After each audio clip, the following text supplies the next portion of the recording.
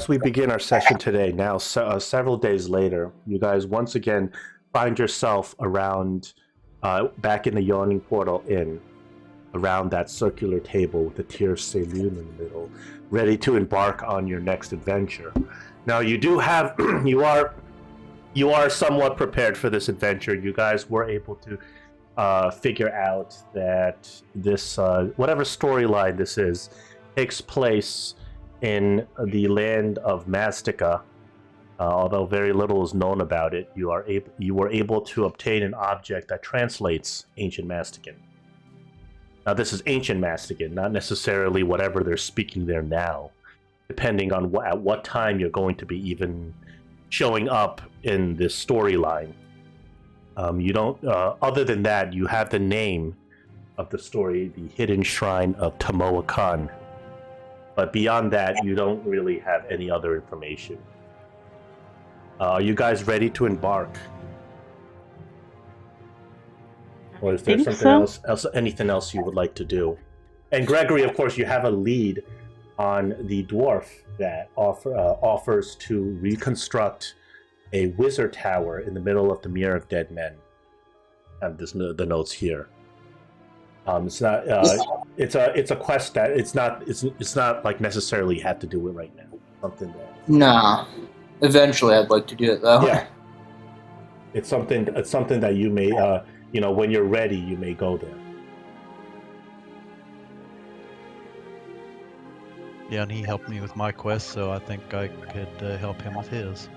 Yeah, presently, the reason you haven't gone there immediately right now is that right now it's poison bog season in the Mirror of Dead Men, so there's a lot of poison gas and will-o-wisps hanging around. You know about that, and you figure maybe in another month or so, or in another at least a couple of days, when that clears up, is probably a safer time to go. If you were to go right now, you have to deal with a lot of this will-o-wisps and all this magical, this poisonous magical energy over there. Mm-hmm. As an excuse to not go there immediately. So you guys place your hands on the Tear of Saloon as the ritual commences, and Durnan kind of looks at all three of you, and then he looks at this other he looks at Subject 39 or Scale that is also with you, and also places his hand at your command. He just looks at you darkly, emotionlessly. His eyes are just a layer of this reflective silver-looking material, motionless and expressionless. And he whispers the incantation of Alame Tulia Ulsayana, and you guys begin to feel a bright light. You see a bright light coming out as you guys begin your teleportation. The entire world around you begins to dissolve. And you guys find yourself once again floating through the stars. You feel your bodies being stretched and elongated. And you see the stars come rushing at you so fast that they create streaks. And the next thing you see is you are offered some sort of vision. You see what appears to be a huge temple. The temple has many steps to it. It looks like some sort of a ancient Mayan temple, just to give you a visual. And you see that there are hundreds of people gathered around the temple. They are wearing some sort of ceremonial garb. They have this really fancy. They all have these fancy headdresses with leaves and things like that attached to it. On the top of the temple, there is a what looks to be a leader, some sort of priest-like figure, and he's standing on a stone altar. He takes another person walks up the steps of the altar, which is like hundreds of steps, Once he gets to the top of the altar, the person kind of strips off his clothes, puts his arms out, gets on his knees, and says some sort of prayer. And the leader, the priest-like figure, also says some sort of prayer as he puts his hand on that person's shoulder. When he says this, you notice that some sort of black ichor starts dripping from the altar as that other person gets on top of the altar, and the priest goes to that other person, takes out a knife, and the priest looks like he is possessed. He screams out some incantation, drives the knife through the person's chest, and rips out the person's heart. When he does this, the entire temple, some sort of black glow comes out of the whole temple. And then the next thing you see is that these spider webs start wrapping around that person who was sacrificed. It seems like they spontaneously coming out without any spiders to actually spin the web. They wrap around this person and they wrap him up in in a cocoon. And after they wrap him up in the cocoon, you notice that limbs start growing out of the cocoon. Like, instead of 4 limbs, this person now has 8 limbs. The cocoon starts writhing back and forth as the priest is his eyes roll the back of his head. He is incanting some sort of prayer, and he starts screaming and maniacally, and you are offered this vision, and then the world around you begins to dim, and you feel very warm. You feel like the entire atmosphere, the air, has become extremely moist. It's so stuffy you can hardly breathe, and you find yourself kind of slowing down. The stars themselves start kind of taking shape again. They're no longer little dashes. And the next thing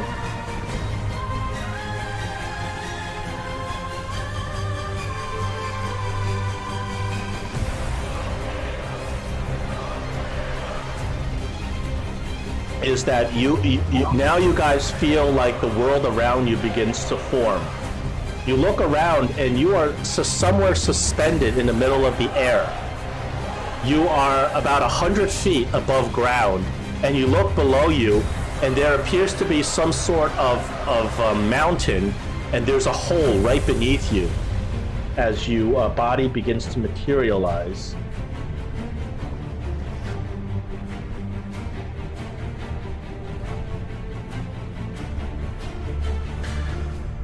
And then you warp into some sort of you look around you, it's very heavily forested. It appears you warped into some sort of jungle, and the minute the planar travel stops, your entire body is suspended in air, and you look around you and you begin to fall. You are about 100 feet in the air, and you're falling.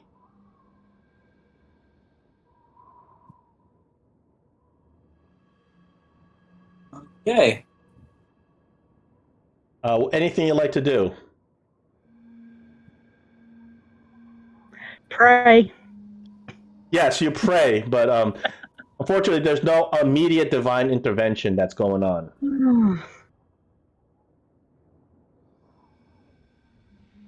Just look around to see if there's anything we could grab a hold of, or if you're falling out of the sky. So we're helpless, pretty much.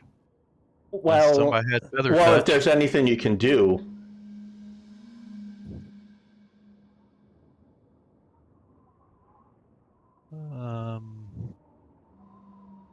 You're in the middle of the air. So it's about 100. You're like about 100 feet off the ground. You literally were warped into the middle of the air. The entire party just begins to fall and fall and fall, and then you realize that as you're falling down, you are falling into a huge hole inside the mountain. Can I see anything? Can we see anything in the hole? Yeah, it's you notice that when you look inside the hole that you're falling into, the bottom of the hole appears to be a big pool of water, and then you fall and splash. All of you land in a big pool of water in the middle of a mountain. Uh-huh. You, because of the height that you all fell, you are deep down in the pool, and you are trying to swim up. We need an athletics check from everybody. Ooh, let's see.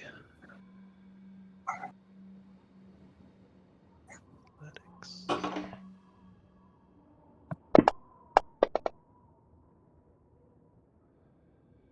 Ooh, Gregory. Wow, we're starting out good. Gregory, you are the only one who is able to swim up, and you are making good pace. Everybody else, you're trying to swim and swim, but the height that you fell in, you're like a good 50 feet below the water.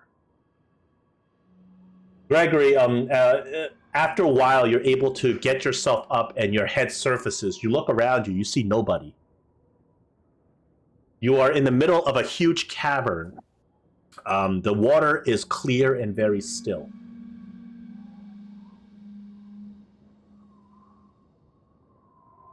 Hmm. You don't see your teammates. You see that you're in the middle of this cavern. There is a little pile of rocks that you can swim over to. Okay, well, I'm gonna do the whole. I'm gonna put the mask on myself before I try to help my teammates put theirs on. I'm gonna go to the pile of rocks and get myself situated there, and I'm gonna see if I can. And then once that's done, try to find my teammates.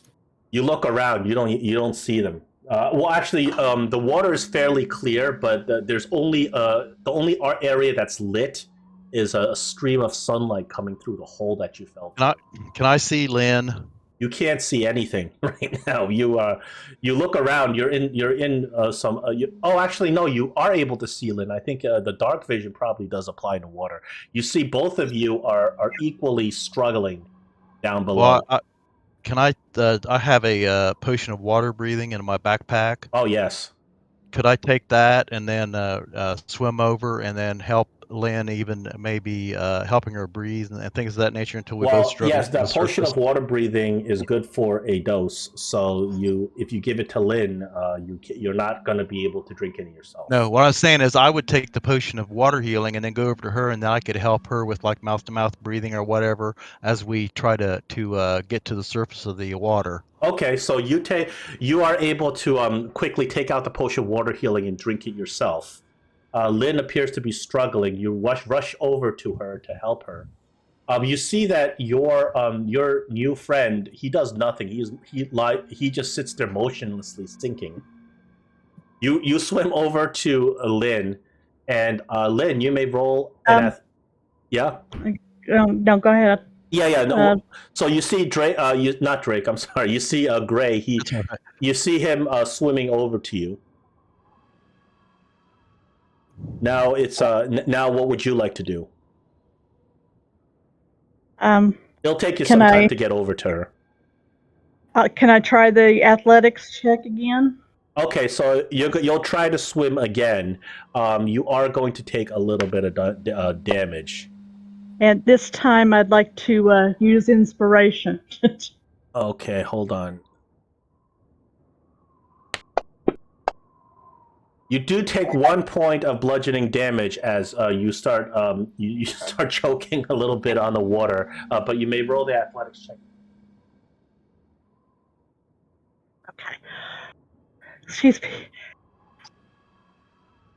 Oh, sorry, I had to sneeze right at that time. Okay, so 1 point of damage. Yeah, it's 1 point of damage. You may roll the Use- athletics check again. And I'm going to use inspiration to get Okay. advantage.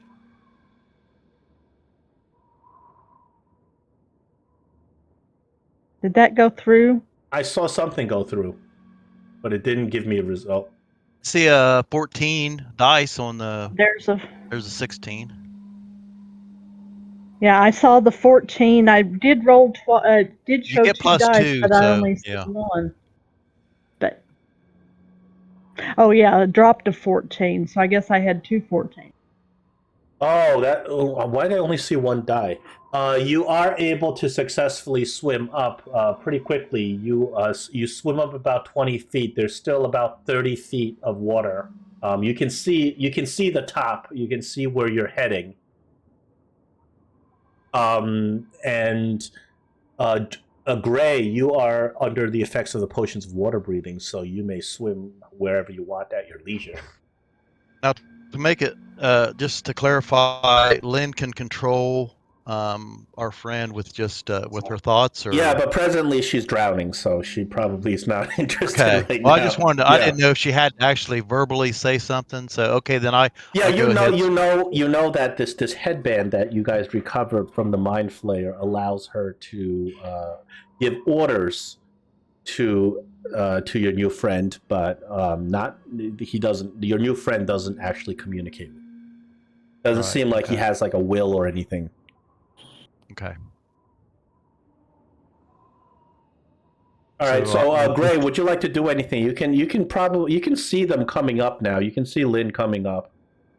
Well, I would just swim over to Lynn to make sure she's okay, and then remind her maybe she should tell what's his name, what is our friend's name anyway? Scale. You can't. Well, there's only so much you can communicate while you're in the water, and she's drowning.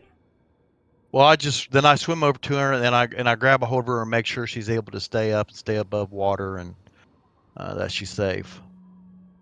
Okay. I am going to also roll a bludgeoning damage as your new friend, just so it goes down. Glug glug glug.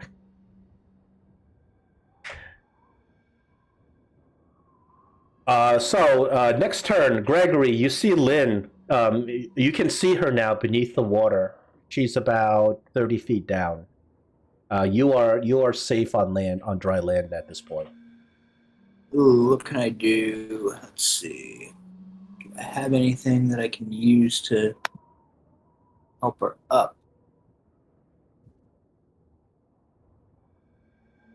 A rope? Actually, yeah, do I have a rope?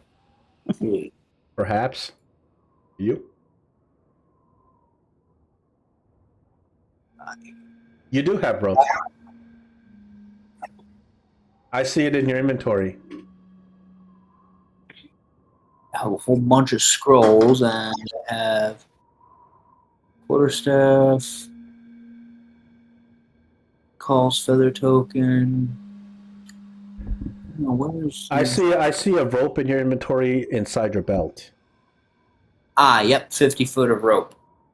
So I'll take that and I'll toss an end to her. And if you toss the rope in the water, it just floats. Actually, I think it does sink. I think these if you're with the ship fairing and stuff. All right, Lynn. Now it's your turn again. Gray is helping you swim. You can roll with advantage without having to do the inspiration this time. Hey.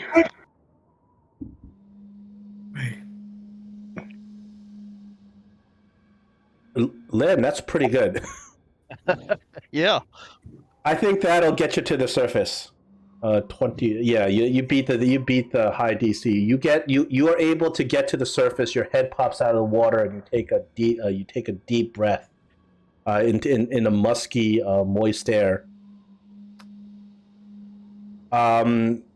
Your friend continues to just go down, sinking. Glug glug glug glug glug. Hey, I will use the headband. It's like shale. Swim up to me. Oh, I thought it was Scale. I will rename him sorry. Shale. Is it shale or scale? Yeah, I thought it was Scale, but I'll rename him Shale. Oh, okay. All right, now that you give him the command, he begins to swim. Unfortunately, he's still underwater, so he's going to take a little bit of damage, but he does swim this time. All right, he does pretty well. He is up but he is probably at this point he is where you started off, about 50 feet down, and he does take a little bit of damage. But he follows the command and continues to swim.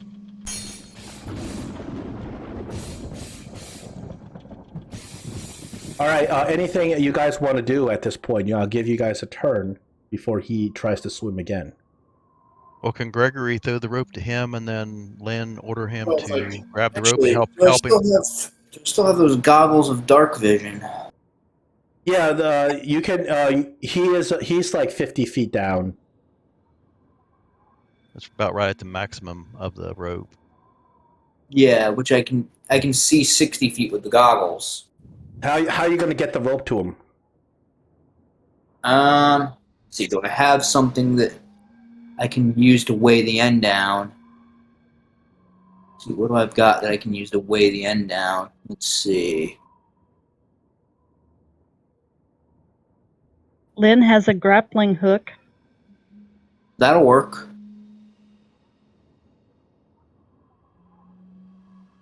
All right. Well, so you would like to tie the grappling hook to the rope? Yeah, that would. Drop it down to shale. Yeah. Okay. So as you do that, Yeah, once Lynn is within the reach of the rope, I can have her tie her grappling hook to the end, and then let it drop so that it'll get close enough to Shale so that he can get it. so I'll give him extra 10 feet of swimming as he grabs onto the rope. Anything you'd like to do, Gray? Well, I can help pull him up if when he grabs a hold. Oh, that's right. You're under the water breathing potion, so you go down and help him. I'll give him advantage on his swim. Mm-hmm. Oh, that's very good. He swims up a good plus 10. He swims up a good 40 feet. He's about 10 feet away, and he still takes a little bit of damage. Despite the fact that he has his magical shell, it appears he still needs to breathe air. That's Okay. interesting. Good to know. So, actually, at the end of I guess I won't run another turn. He's 10 feet away. At the end, at the end of the next turn, he's going to be able to surface. So you guys are able to get everybody out. Now the four of you are standing on this little outcropping of rock. As you look around you, it appears you are somewhat underground. You've fallen through this big hole in a mountain. You look around you, it's a huge natural cavern. The water is pretty clear. You see some strange looking fish kind of swimming around in it. Fish you really haven't seen before. They don't seem to be bothering you or interested in you. I'm glad they don't have big teeth. No, they don't appear to be hostile to you. They're just they're a bunch of natural fish swimming around in the water. You look at that's all you can see. It's a natural cavern. There's nothing. There's no suggestion that there's anything man-made down here. Like there's no bridge. There's no there's no railing. Gregory is intrigued by these fish because they're new to him. You take a look at the fish, and it appears to be, like the they look a little bit like minnows. They're tiny little schools of fish. They have these red stripes on them that you haven't actually seen fish like this before in Faerun. Clearly, you're somewhere very far from Faerun. How big is the lake? The lake's about 100 feet. In a circular 100 feet. Also, it's not really that big. 100 feet in diameter, or? Yeah, about 100 feet of diameter. Well, if I got time left on my water breathing, I'd like to just take my armor off and dive into the water and kind of do a circuit around to see if I can see if there is anything. You said the water was very clear. Yeah. To see if. Well, to see if I can see anything. You swim down below and you realize that there is beneath the lake there is a little tunnel that you can swim through if you want to continue down that tunnel. Furthermore, inside the cavern, you do see that there's an area that kind of a tunnel that kind of leads you out of the tunnel on above the water as well. Well, I would like to investigate since I'm still able to breathe underwater, I'd like to investigate that tunnel and see if I can find anything interesting in it or where it leads to. The tunnel continues for quite some time. How much time are you going to spend in that underwater tunnel? Well, I don't have any way to judge, I guess, how much time water breathing I have left. Because if I can't judge it, then I'm just going to go ahead and go back. Well, you can have a good idea.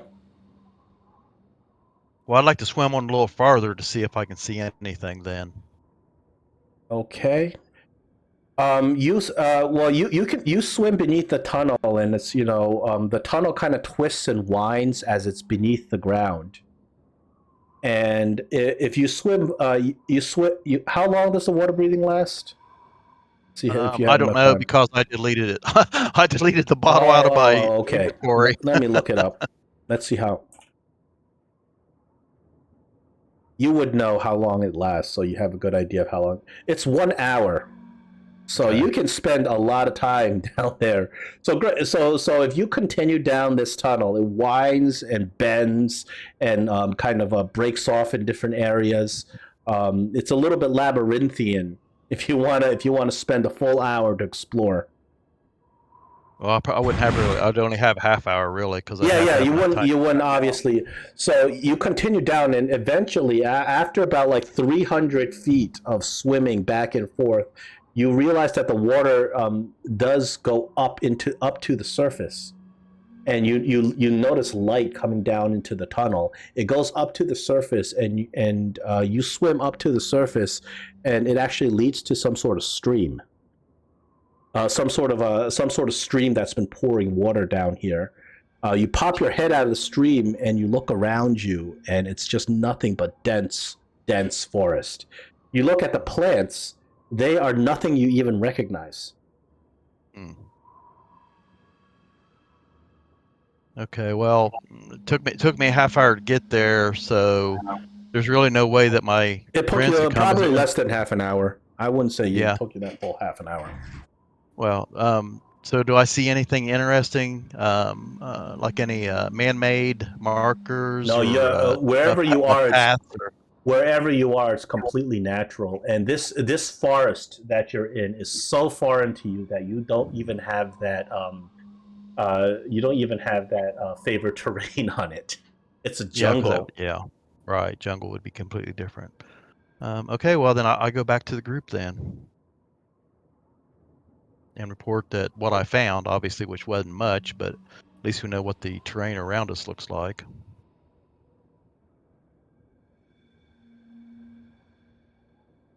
So is this something that we could swim out without having the water breathing potion, or? No, I unfortunately. didn't think so. No, you spend a significant amount of time underwater. You guys would not be able to swim.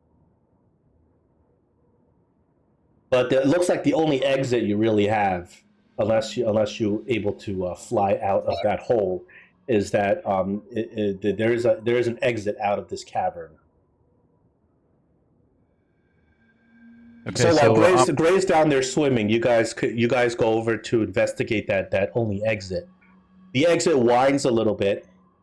It winds for like a good 40, 50 feet, but then eventually the exit opens to the outside. You notice that when you look to the outside, it is extremely dense vegetation. This is all jungle vegetation, massive leaves and ferns. It is so dense that it nearly covers up the exit entirely, but you do see a little bit of sunlight streaming through.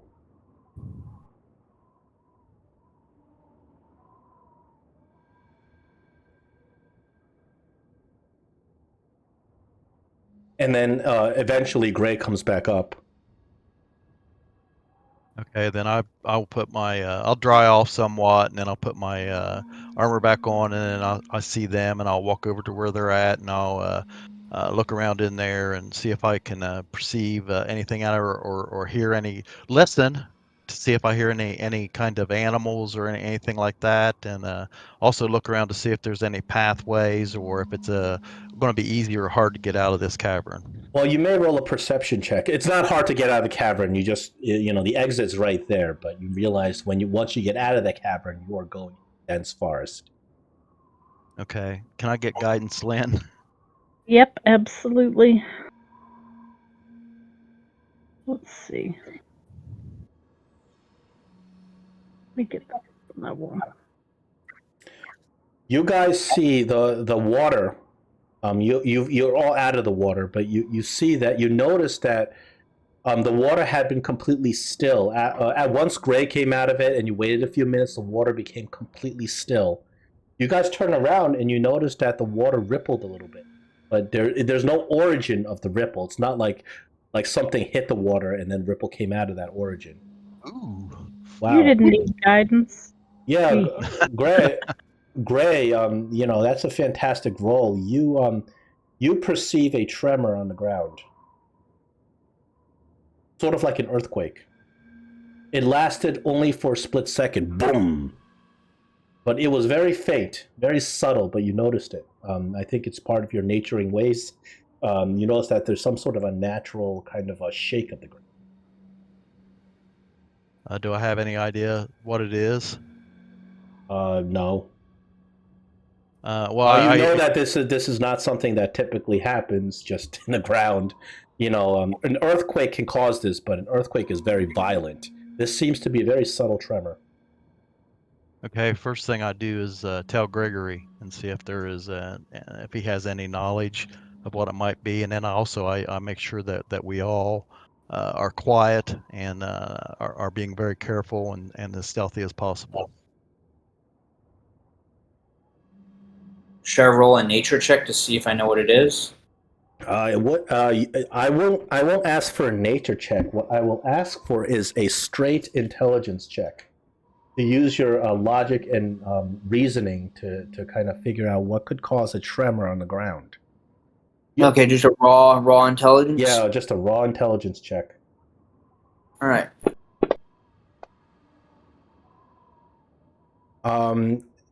A lot of things can cause a tremor in the ground, usually something like a volcano or an earthquake, but a tremor that's this subtle, just a very slight tremor, a one-time short burst of a tremor, you think a massive object striking the ground will do that. Okay, I convey that information to the rest of the party that it's probably there's something large that's striking the ground. So this tremor I heard it's not like continuous. You it's didn't just like hear it. You perceived it. You felt perceived. it. Yeah. But it's just like it was a one-time thing. I mean, it's not kind of a continuous. It lasted thing. a split second. It was like boom, and then that's it. Could I tell which direction it was coming from? You're unable to. It's transmitted through vibrations in the ground. And plus, we actually only have one direction we can go anyway, right? Well, there's one exit from this cavern, obviously. Right. Have we searched around this cavern to see if there's anything else of? Yeah, while you were underwater, they did search around. It appears that there's nothing man-made at all in this cavern. There's some indigenous mushrooms and things like that not really edible from your estimates. You see, there's some kelp. There's some schools of these strange fish that you've never seen before. Nothing useful. But from your search, you realize that this is just completely natural. As a matter of fact, you look outside and you look at the plants. It appears to be, it's just dense. The forest is so dense. The jungle is so dense. You can barely see 20 feet ahead. You are just going into dense jungle once you exit this cavern. Okay. Well, I'm going to tell Lynn and Gregory that about the only thing I can think to do is to head out of this cavern and see what we can see outside in the world. Doesn't look like there's much to do in here. I think that we can do much else. So you head outside the cavern, and you are immediately just accosted by thick jungle. You can barely move. You can barely see a little bit ahead of you, and you actually find yourself having to cut down jungle just to move forward. You do not know what is north or south at this point. You see the sun is beating on you directly overhead. The air is thick with moisture. I don't know what's north or south, but I have the keen mind feat. What does that do? I always know what direction is north, and I remember pretty much everything that I've heard or seen last month. Oh, in that case, you do know what is north and south, but it doesn't really help you because you can't distinguish what features, if there's any difference between north and south. So you know the direction, but unfortunately, You kind of see the sun, I'll know what direction's north.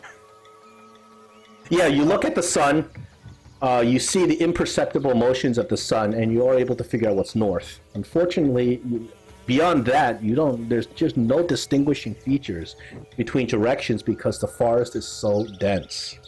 Well, being with Gregory all this time, I know that he has this keen sense of north, and I asked him as he was falling if he happened to notice anything, if he could tell what direction it was in, just to kind of give us a direction in which to move.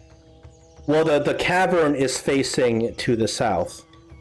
The cavern that you walk out of is facing to the south. Behind you is a very tall hill that kind of turns into a mountain above. There are very tall trees that create a canopy, but sunlight is streaming through this canopy. It's very, very warm. Can we maybe try to climb up the side of the mountain to get a view of from above? Sure. So you climb up the side. You don't have to roll. It's not that steep, but you are able to kind of make your way uphill. As you get to the top of the hill, you look around, and it is even more thick jungle as far as your eye can see. Thick jungle everywhere. You see that towards the south of where you guys are, there appears to be a clearing, and you see a stream. Well, I mentioned that when I was checking out the underground passage that where I popped up, there was a stream, so maybe that's the same stream, and maybe we should go in that direction. So as you guys are up there, boom, now you all feel it. There's some sort of tremor. It lasted for a split second. The entire ground, everywhere, everything just kind of tremored for a second. Do we notice anything atmospherically, like in the air, or Nope. we see nothing, and it's just this feeling that we have of a tremor? That's the only sensation we're getting? Yes.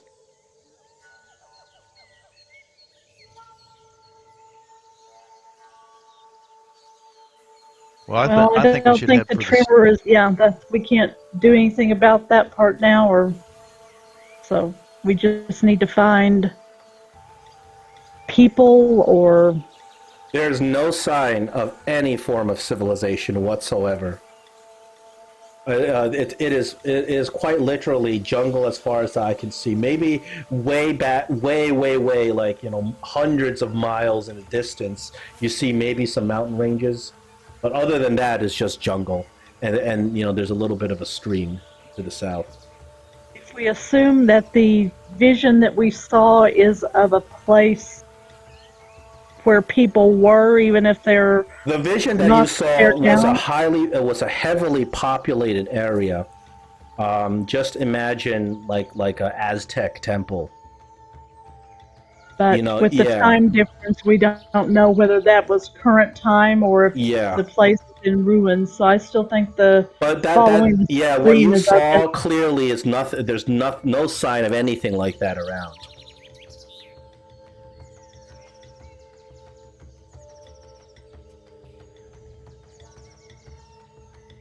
There's literally no sign of any sort of habitation, anything man-made. It looks like you are in some sort of prehistoric time warp, possibly. Nothing there. But so far, there's have been no creatures whatsoever. Besides these indigenous animals, there's a lot of massive mosquitoes and insects that have been crawling around. You see a centipede crawling around on the floor. There's nothing overtly attacking you. But you notice that one thing you notice about the area, the animal life, is that it appears that they're pretty big. You know, they are analogous to like creatures that you know of, like ants, but they're a lot larger, about the size of your fist, as opposed to the size of an ant.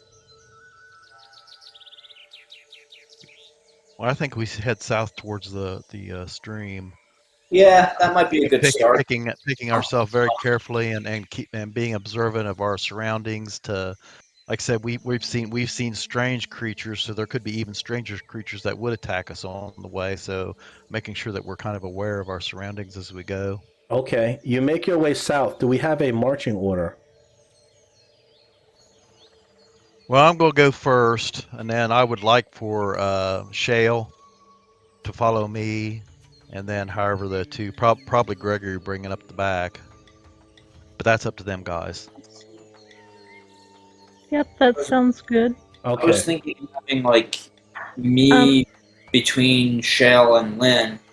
That's up to you guys. Whichever direct, that's fine with me too. Okay, so we have. Something does try to get us from Lynn. At least is more. So we have Gray in front. How far in front do you want to be ahead of everybody else? Like if you're scouting. I'm going to say that I'm 20 feet, and Okay. then Shale is kind of between me and whoever comes next, Gregory. All right. Do we know if Shale can be healed? He can be healed. Well, I guess you've tried before, just experimenting. He is able to be healed. There is a person beneath that shell. There's a living person beneath that shell. You're clear with that. The Tear of Saloon tells you so. That there's a person there. Unfortunately, the issue is you don't know how to free him. You don't know how to get off this curse that has turned his skin into crystal and deactivated his mind. Is he able to defend himself? I guess if we run into he will do whatever you tell him to do. He wields a huge maul. Okay. That looks like it can do some serious damage. She can kind of give him a standing Yes, order. and so with your analysis and experimentation, you realize that he has magic resistance. He has advantage on saving throws against spells and other magical effects. Now, can I ask a question about if we're in combat? Does she just like control his sheet just like it would be NPC or something? Pretty much. I don't know how to. I don't know. I don't think I can give her control of the sheet, but he will act in whatever manner she commands. So in other words, if she says to protect Gregory or what have you, or attack. Yeah. So it works as if he's dominated. Okay. So the dominate spell, you just tell whatever creature you dominated to do something, and they will follow. I guess what I was getting at was that don't count as her action. No. She doesn't have to use an action. She can just give him a command. It's a free action to tell him to do whatever. Okay. Good to know. Okay, so I guess we got our marching orders. Yeah, he's got a good 48 hit points. He's got a big maul that he will use to attack. He does have the ability to do a reckless attack if you give him the command to do so, which will give him advantage. Oh, so he's a barbarian, yeah. Well, yeah, but he can't really rage. He can just do his reckless attack. You can do reckless attack. Yeah, and he has 2 attacks a turn. Wow. And but his armor class is not insane. It's 16, but it's not like 25 or something like that. So he can go down. He can go down and be incapacitated. But he is a living creature. He's able to be healed and harmed as a living creature. So you guys begin your march down. As we're marching, we're Down looking towards for the stream. pitfalls and all that kind of stuff. So There does not appear to be any pitfalls or environmental hazards besides the fact that some of these plants are thorny and uncomfortable and cause rashes. Nothing that's really kind of harmful. As you move down, the stream is a good mile or so away. You guys spend about 15 minutes walking. At this point, Gray, roll a perception check as you're scouting ahead. can I get guidance? Yep, let me do.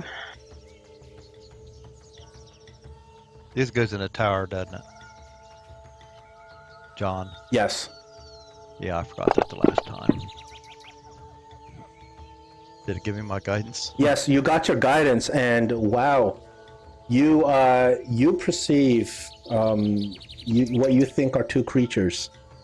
There are these two reptilian-looking creatures. They are very well camouflaged, but you're able to kind of spot them out. They're directly in front of you in your path. They appear to have wings, and they are wrapped up in their wings. They are kind of hanging out in the bushes. They are medium-sized. All you can really perceive is they're reptilian. They have tails. They have wings, and they're so well camouflaged. You haven't encountered this before, that they actually had feathers that look like leaves. This is some strange creature you've never seen before, but you realize that these are pretty big compared to all the other indigenous creatures you've encountered. These things are pretty big. What is Shale's armor class? 16. 16. I kind of hold my hand up and I kind of point ahead of us to let Lynn and them know that there's something ahead of us, and then I kind of tiptoe back to Lynn and see if she would send Shale out ahead, and then I would follow up and see what these creatures do. If that's agreeable to her.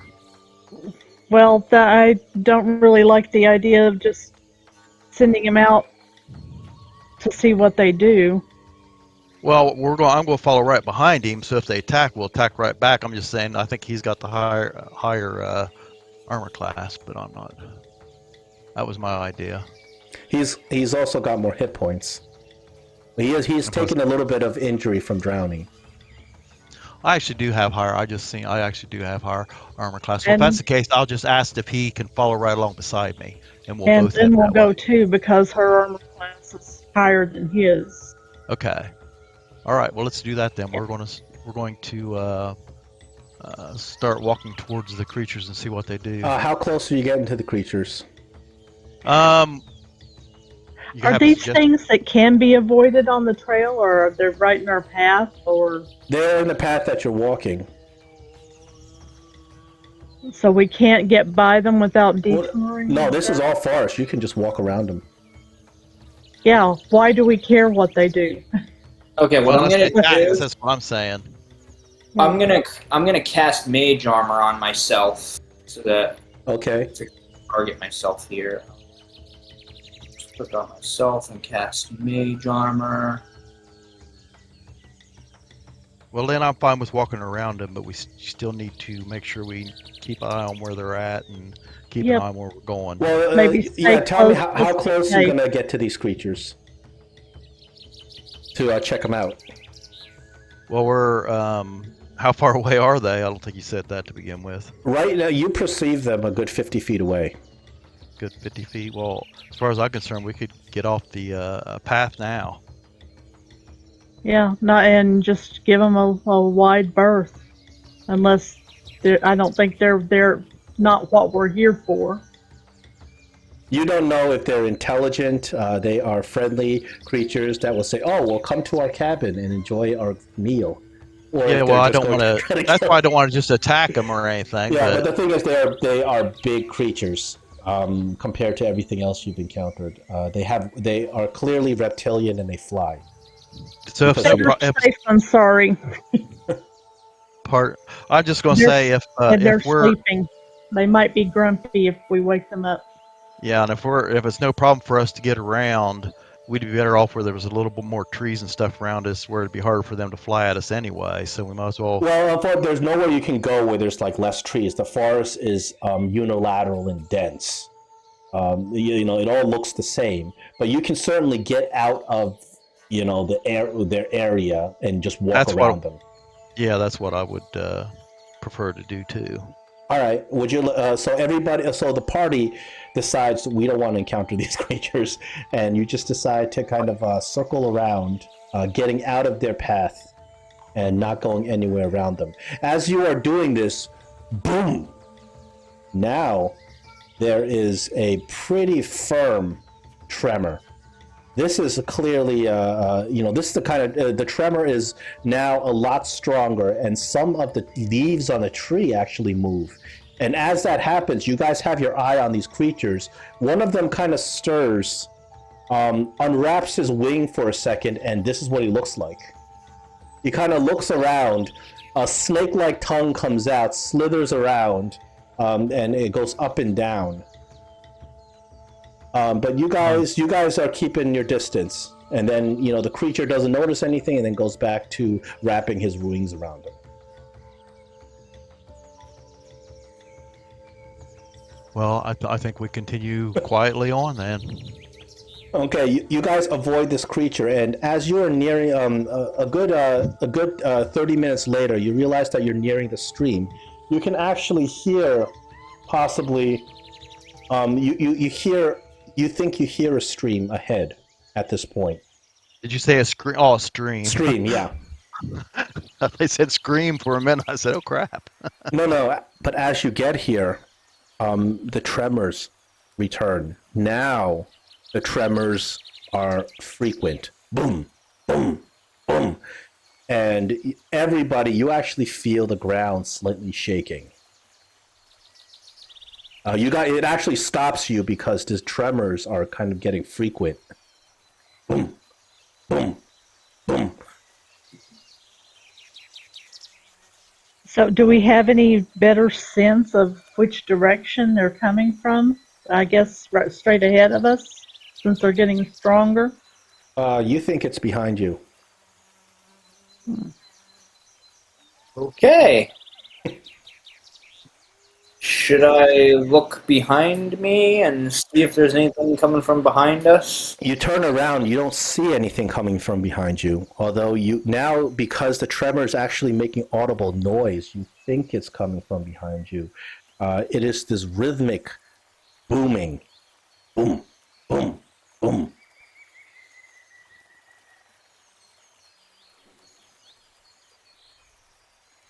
And does it sound like it's getting closer?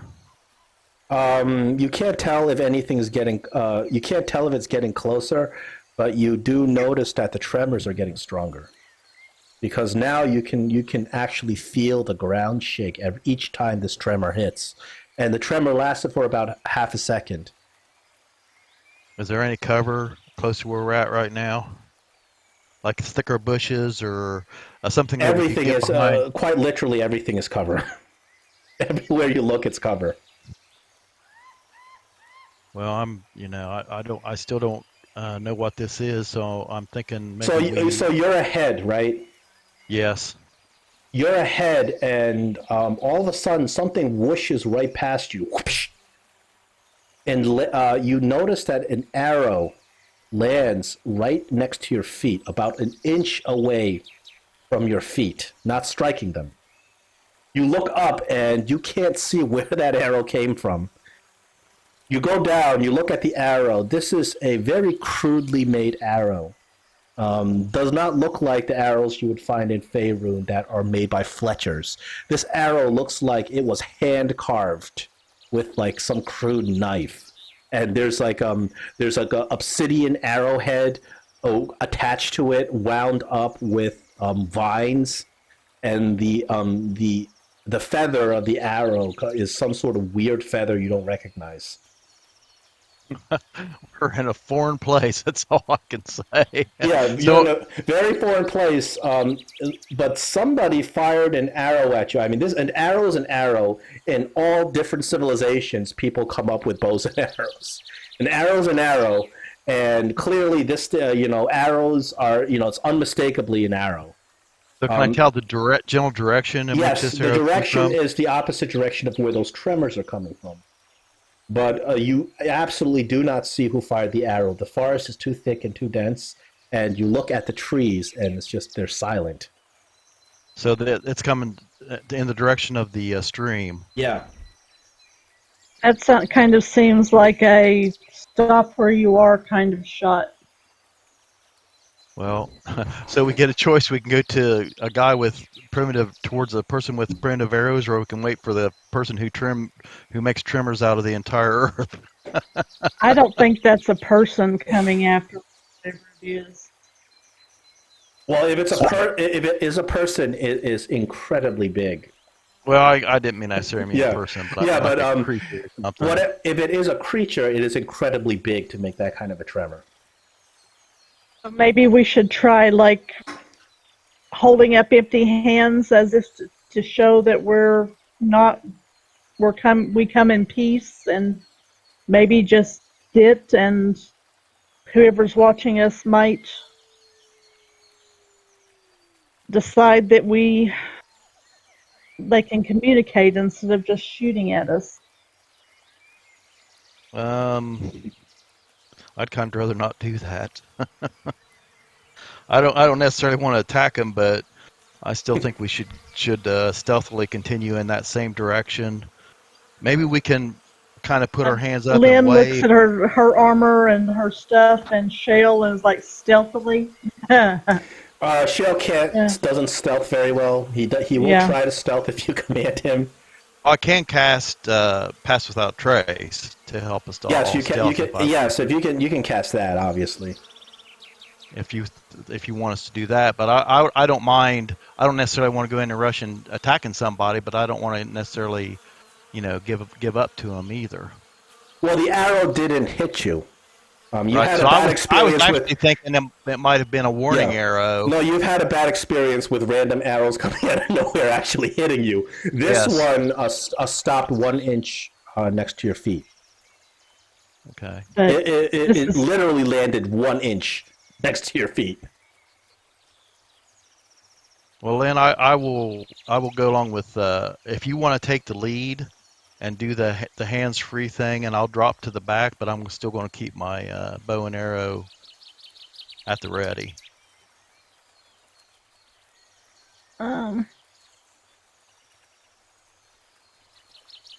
Okay. Lynn is going to cast a spell. Okay. She's going to cast tongues. Okay. Cool. And she will just call out and say that we don't wish to hurt anyone or to be hurt. We come seeking information. Good idea. Do you guys kind of just stand there, or do you move toward? Do you take any motion? I just make sure I'm behind a tree. Yeah.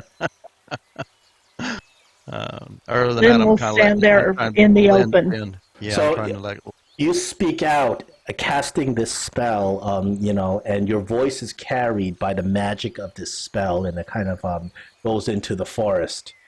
And then you see, way far off in the distance, there's some sort of humanoid creature, kind of jumps from tree to tree, and then jumps from another tree to another tree, and then a voice rings out. And Lynn, you understand the voice. It says, "Do not move. The one who hungers hunts you." Cool. Lynn stands still, but her head moves around as she's looking for this one who hungers. And then that rhythmic boom, boom, boom, boom, boom gets stronger, and then that voice, that voice, it's a loud, kind of screechy kind of voice coming from this creature, and the creature is hiding itself inside the trees. So you can't really see it, but you know it's a humanoid. You can see kind of arms and legs, but the creature is actually wearing some sort of very crude robe, and jumps from tree to tree. And then once again, the creature kind of speaks out, hide. Lynn will quietly say, "It says that we should hide," and she will Can you tell ask it Shale. if climbing a tree would suffice as far as hiding? That. You don't have that much time. It just says, it just screams out, hide. Then I'm going to climb the tree that I'm standing by. Then. Oh yeah, Yeah, Lynn's going to get behind a tree or a rock and hunker down and tell Shale to do so as well. Gregory will do likewise. You guys hide, and this tremoring becomes louder and louder and louder. Boom. And it gets rhythmic, almost predictably rhythmic. And you look behind you, and you notice that there's bushes falling away. There's trees, one tree topples as something massive, gargantuan, comes in your direction. And you guys are kind of in your little hidey spots as a gargantuan creature just emerges out of the bushes. You look at it. Gregory, roll me a history check. Maybe you can identify this creature. Everybody else, you probably never heard of it. Gregory, maybe reading lots of books, maybe has read about this creature. I do have a proficient in history, if that helps me. Gregory, you might have read about this creature, but you don't recall. Maybe a long time ago, you might have read about it or something, but you don't exactly recall what it's called. A big Tyrannosaurus Rex comes out of the bushes. This creature is gargantuan in size. Wow. Okay. It is like 60 feet tall. Busts out of the bushes, looks around, lets out an ear-piercing roar that shakes the ground. Do I know if it is a Tyrannosaurus Rex? Would Gregory know that the best thing to do when dealing with a T-Rex is just stay still, and then it won't notice you if you're still? You wouldn't know that. Unfortunately, you don't. You perhaps you've read about this creature at some point, but you don't really know what to do right now. You know that if you were to go back to Library of Waterdeep, you can read more about it. I guess with your character background, the creature kind of looks around, kind of stumbles around. Stay hidden so that he doesn't see you then. He sniffs around what seems like forever, kind of sniffs around, looks around, and then after what seems like forever, like a good 10 minutes, finally the creature just kind of loses interest, and then boom, boom, boom, boom, wanders off. That was a close one. Once the tremors recede, Lynn would like to very quietly call out, "Thank you for the warning." And then after you call that out, you see that this humanoid creature begins climbing down the tree. Doesn't climb all the way down the tree, only goes halfway down the tree, and it appears that one hand is holding onto the tree and suspending this creature in a tree. And now that the creature is close to you, you can see it. Looks like a cat-like humanoid with the fur pattern of a jaguar. looks at you with these foreign, stern eyes, and it's very difficult to tell this creature's emotions because it's pretty much a cat-like creature, and the creature speaks, and and its language is really strange and foreign. It's like a mixture of cat meows and a low guttural like. And Lynn, you hear the creature through the magic of your tongues. The creature says, "You, bald ones, have not been here for many centuries. You bald ones, speak to me with sorcery." And the creature looks at you inquisitively. You notice the creature has a large bow on its back, and is keeping very defensive. We are from far away. Why? Oh, okay, good. Keep going. Sorry. Sent here by my goddess. Who is this goddess you serve? Do you serve Teska? I do not know if You've never heard of the you word. have heard You've of never my heard god. of Teska. I serve Selune, the goddess of the moon. The goddess of the moon. This is strange indeed. The creature slowly lets itself down the tree, walks over to you, very, very kind of careful. Like you can see the creature's tail is fluffed up as it kind of slowly makes its way over to you. It sniffs you a little bit. It looks at you, and then it draws back. It says, "You must leave these cursed lands, or you will become dark."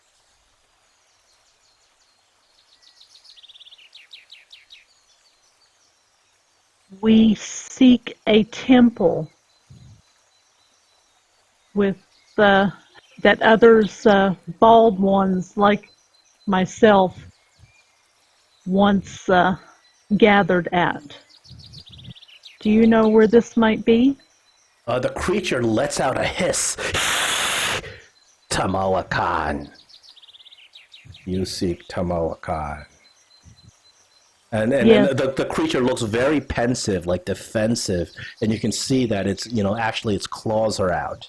It withdraws a little bit, and the creature looks at you with these very suspicious eyes. Tamoachan is cursed. You cannot enter. No one enters Tamoachan. But we must try. We seek to undo a great evil.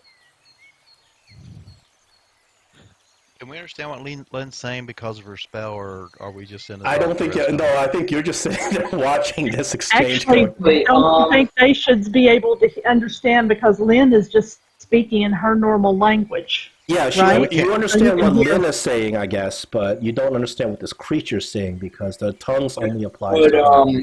would my ring of knowledge be able to comprehend what he's saying?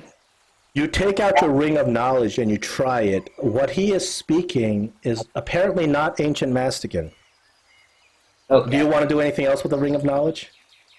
Can you put Okay, the spelling up Tamoachan in the chat box while he's... Yes, it is the name of the adventure. But so it turns out that ancient Mazdakin is not an ancient Tabaxi, not the same language. Well, whatever this creature is speaking is not ancient Mastican.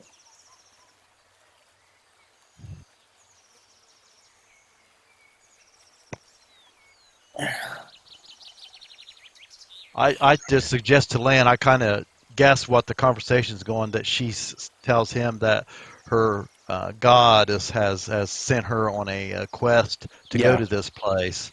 But this creature tells you that the land of Tamoachan is cursed and you must leave. I will tell the others, I will repeat what he says and then explain that the magic that lets us understand each other does not extend to them, so I am telling them what you have said. So I say don't tell him that we're not expecting him to take us, but if he could give us directions on how to get there, say it's really something that we have to do. I'm sure he understands, based on I don't know his goddess either, but I'm sure that he has to do things that his god wants him to do as well. The creature, the creature responds. We are to protect the land, the old ancient city of Tamoachan. It is our directive. We are to allow no one in so that the evil contained inside can never come out. The evil of Zotzilaha. Well, then this is an impasse. We understand. Would we be allowed to go in with the knowledge that you would not permit us to come out again? The creature says, "I will not stop you, but I will not tell you how." And he looks dead. The creature, actually, now that you take a close look at this creature, looks like a she. Actually, it has some features of human female, on top of being a cat. And she says, "You will all become Chak." Did you ask him Chak what Chak is?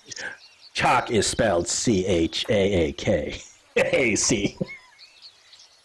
He says, "You do not know the legend of Chak, and you come to this cursed place." Would you tell us the legend? The creature is more than happy to tell you the legend of this place. Now, so this gets a little bit dense. I will give you a link. The creature tells you the story of its gods. Now, the creature appears to worship ancient Mazdakan gods, and these are lost in the history books to people from Faerun. Even though there has been people from Faerun that came to Mazdakan hundreds of years ago, nobody has actually bothered recording the Mazdakan beliefs. So the ancient Mazdakans believed in a pantheon, and it appears that this tabaxi creature also has the same religion. The ancient Mazdakan pantheon includes a creation belief, the god Kukul, and his wife Mazdaka, from which Mazdaka, the continent, gets its name.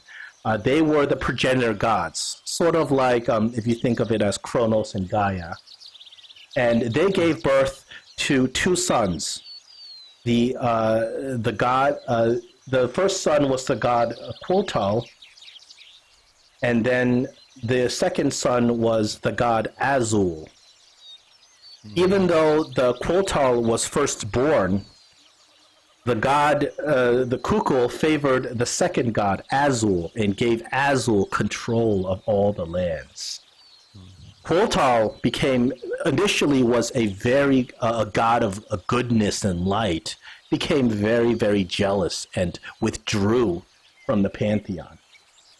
Now, the second god, Azul, who achieved the inheritance of the land, because once the creator god created the lands, he decided that he will let his second son, Azul, rule. Azul became like the head god, like Zeus. And then Azul gave birth to several children.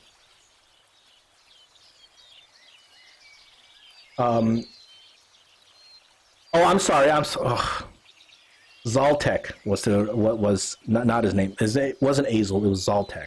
Zaltek then had several children. One of Zaltek's children was Tezca, the god of the sun, and Azul was the other god, and Plutarch was the third god. Now, what happened is, at that point, they had created humanity and all the living intelligent creatures. This includes humans.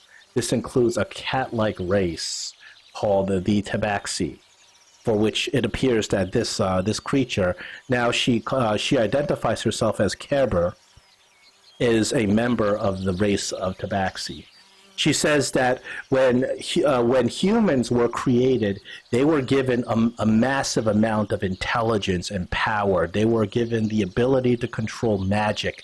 They were given crops, including this crop called corn, which allowed them to become very powerful, to build great cities, to build a great civilization, and to wield magic.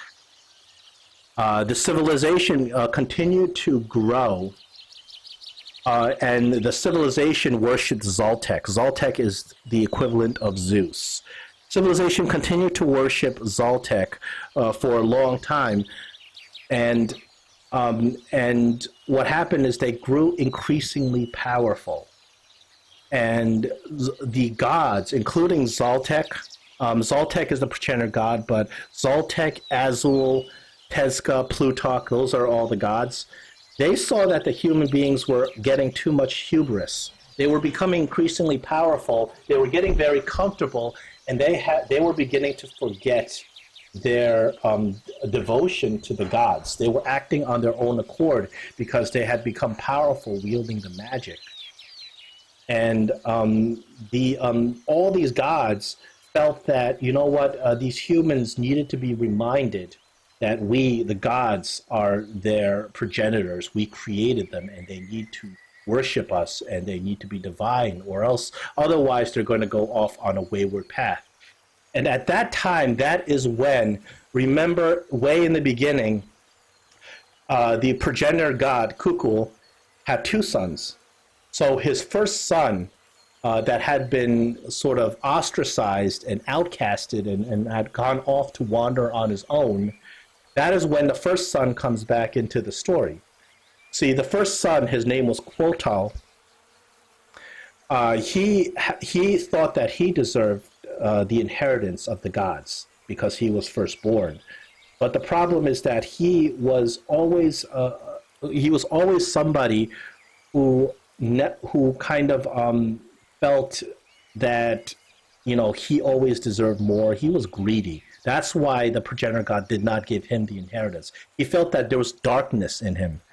So being ostracized from the rest of the pantheon, he decided he kind of descended into the earth.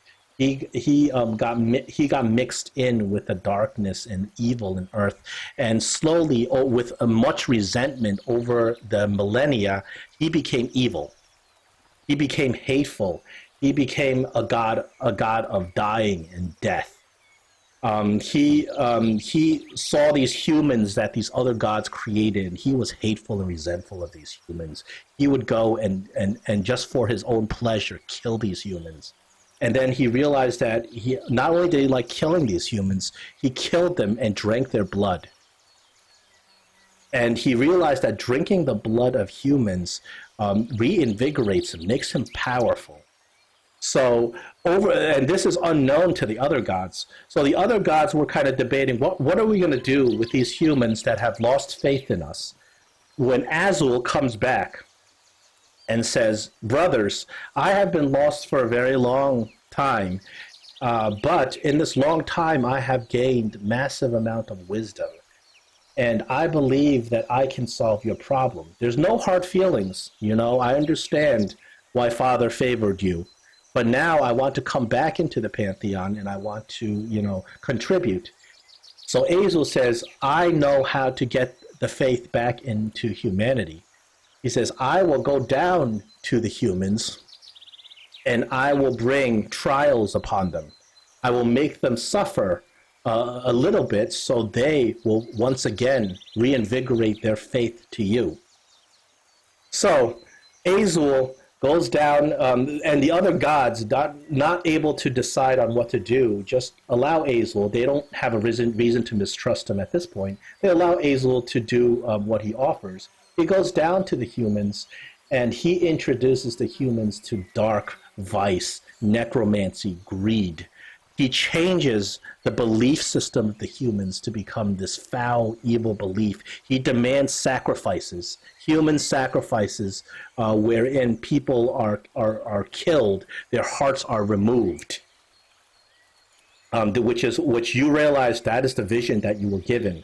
So he corrupts civilization, and Azul, the corruption. The corruption. This god, his name. Not Azul. His name was Quoto. So when he starts doing this, he changes. No longer is he Quoto, previously a son of the progenitor god, previously good god. He becomes the dark vampire god Zotzilaha, the god of vampires. He places a massive curse upon civilization that everyone must worship him. They must conduct regular human sacrifices to him to appease him. They must spill blood that he can drink. And if they do not do this, the curse turns him into this horrific demon called a Chak.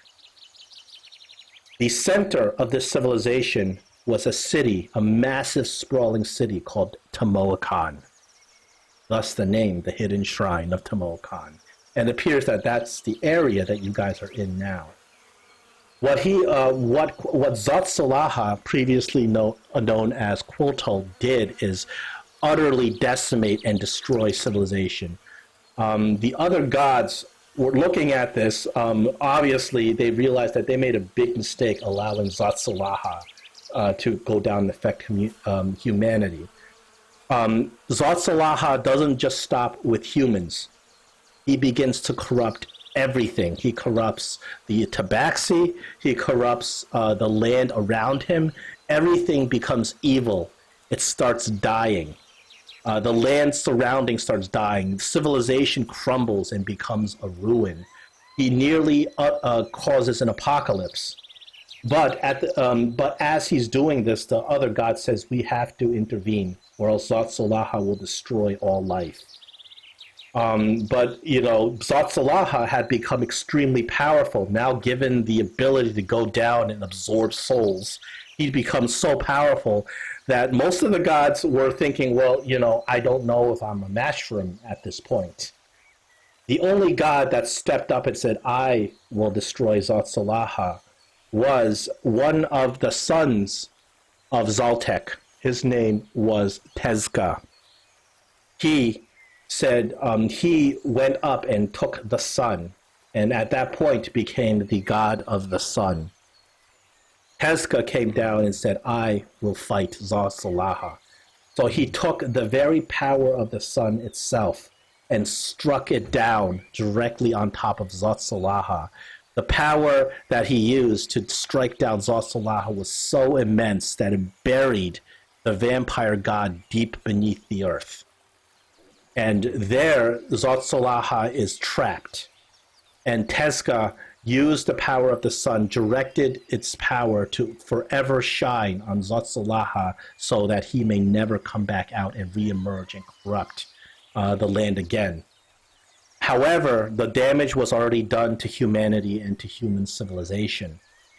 All humans, all known humans in the land, had now turned into Chak, no longer able to perform this ritual sacrifice. They all turned into this demon spawn of Zotzilaha. Humanity was wiped out. The Tabaxi survived because they completely forsook civilization itself. They lived off the land. They left civilization and became sort of nomads, living off the land and communing with nature. That is the only reason why they are the only known intelligent race in Mastica right now. And this is all related to you by Kerber. And Kerber says, as you can see, we cannot allow such evil to come out again. That is why I cannot tell you how to get into Tamoachan. But you are foreigners. I will not stop you, but I will not tell you. And as Care Bear is saying this, you guys notice that there is something rustling in the bushes next to her. Give me a actually, who's closer? Lynn, you're the closest. Lynn, give me a perception check.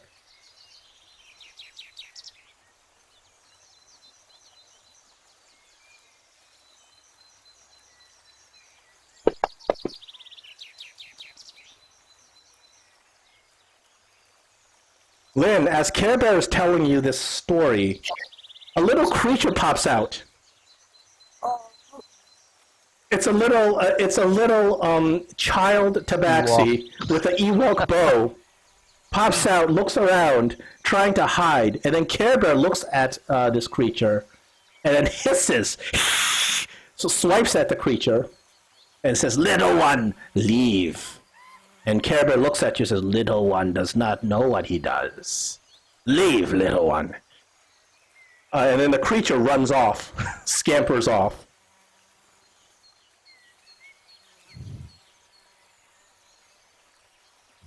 What are you doing with the thief tools? Oh, I didn't mean to do that. Oh, okay. I didn't mean to do it again either. I'm trying to edit my shortcuts. I'll leave it alone for now. And Care Bear says, "As you can see, bald ones bring death and curse of Zatsulaha." And you can see she's very serious. She says, "Elders speak true. If we ever see Bald One, we do not help Bald One go into the ruins of Tamoachan." But you do not hinder us either? "I do not have the right to tell you what to do. You are not from these lands."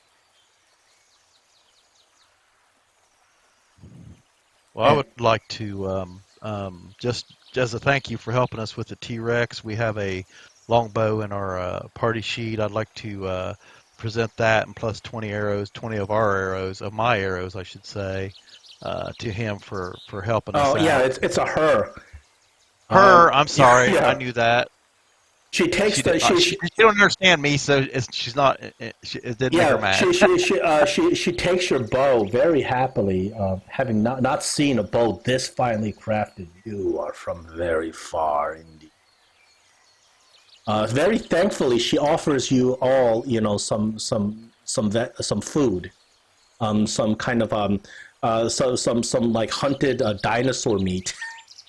She offers it to you. And then she kind of begins slinking away. She looks, while keeping her eyes constantly fixed on you, she backs away, goes back up the tree, and then climbs up the tree and vanishes. Lynn would just like to say thank you again and tell her that they are a beautiful people. Yeah, can we take one home, keep it? One of the little ones. No, don't tell her that. Yeah, you saw that little one for a brief amount of time before. If I had a ball yard, I would have threw it to him. Yeah, before Care Bear hissed at the little one and scared him off. Care Bear obviously does not want the little one interacting with you. Mm-hmm. So now you guys once again are left alone, but with a lot more information. You guys have heard this ancient legend of Zatsulaha and the cursed civilization of Tamoachan. Unfortunately, you don't exactly know where it is or how to get to it. And then when Herbert talked about Teska was the god of the sun. Yeah. Okay, so that Gregory will make note of that, and knowing that Lathander is the Faerunian sun god. Gregory, take some inspiration. You guys now are reminded that you were given a quest by the priest of Lathander because of the clue that you're given on what to retrieve from this story. You're given a clue about some sort of riddle that sounds like it refers to the sun. It drives away darkness, but blinds you in return. And you are given the quest to find out is this Lathander? Because, do they worship Lathander? Obviously, Kerber does not refer to the god of the sun as Lathander. Nope, she refers to It him as. appears that the god of the sun in their pantheon and their mythology clearly is some sort of hero figure as well in their belief system. Is there any parallel between the story of Lathander and the story of Tezca? Well, he describes Tezca as a warrior god, whereas Lathander in Faerun doesn't sound like a fighting warrior paladin type of god. He's more of a god of healing and light and goodness. So it doesn't really sound exactly the same.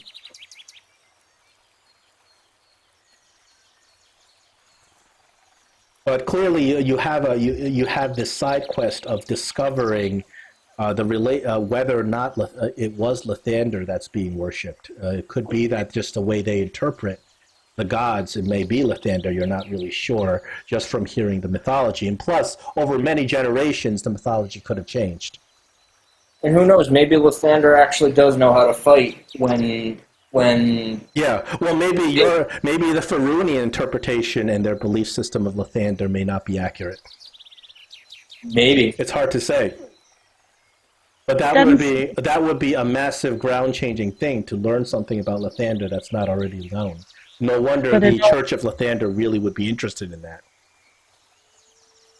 But it doesn't sound like this god was a warrior god in that he likes to fight. It's like he finally stood up when nobody else would. Yes. So he's the hero. He's the hero of the story, in terms of he's the one who saved, the land, all life from the apocalypse. Even though humanity got destroyed, he was able to save life itself because the curse of Zotzalaha was extending beyond just humans.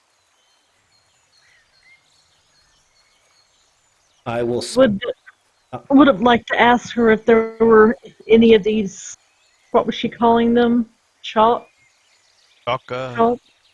Yeah, Chak. The Chak. Once the curse of Tamoachan, once that the civilization was struck down, and the place was sealed, the Chak eventually disappeared when all of humanity had succumbed to the curse. Eventually, they just disappeared because everybody was cursed. There's nobody else to curse. They're not but running he around. believes that there are Chaks still in the ruins of Tamoachan. That's why that area is sealed, and she says magically sealed and hidden. Purposefully so that nobody can find it and allow the evil to escape ever again.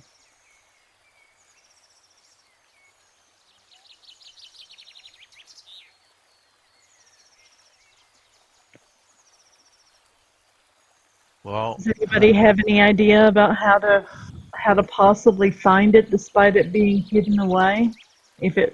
I'm thinking we need to find the stream and follow it, because any kind of civilization they would have had to have a source of water. So the stream maybe would lead to a river, which would maybe lead to the ruins of the place where we need to get to, and what we do when we get there, I don't know. All right, so the party now very keen to listen to when this Tyrannosaurus, the one who hungers, when it's going to show up, because they now know what to look for. Now is very carefully moving along, carefully stopping if they hear any of these tremors, avoiding the one who hungers.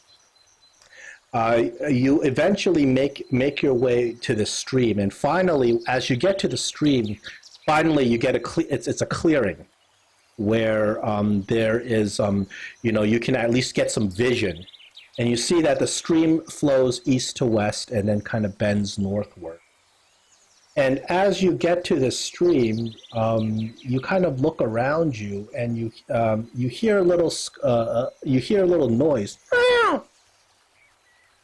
Sounds like a little cat. So can we tell where it's coming from? And can she still understand the language? And is it speaking or is it just meowing? I'm probably guessing that she. Your tongue ran out. Your tongue spell Yeah. probably ran out by now. Yep.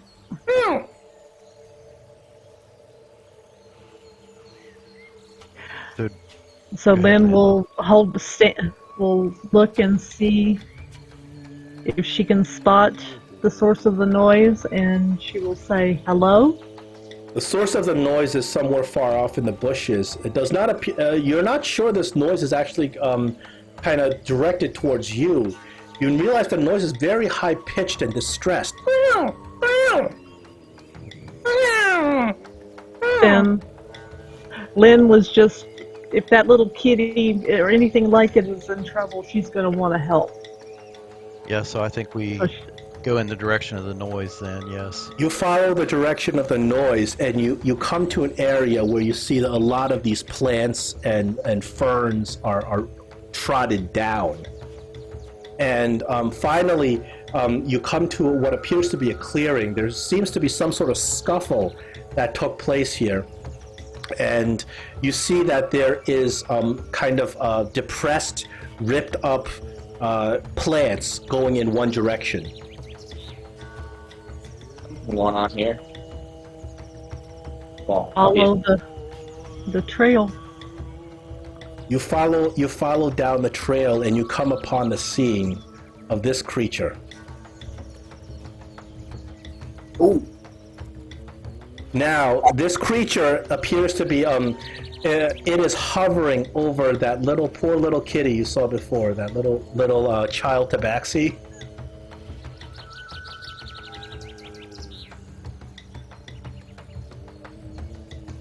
How far away are these two? They are so the tabaxi, the little creature, is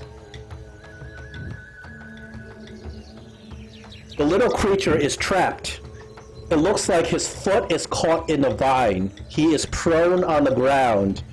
He is kind of reeling back while this big, nasty-looking rhinoceros, stegosaurus-looking creature is face to face with him, and he is kind of like stomping his foot on the ground, threateningly. And this creature is trying to scamper off, but his foot is trapped in the vine.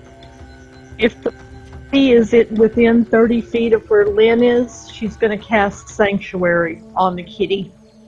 Okay, I will put the kitty in the combat tracker, and we can roll initiative here. I was going to say Gregory will help by casting Minor Illusion to create like the sound of like a bigger creature to scare the Hexeratops away.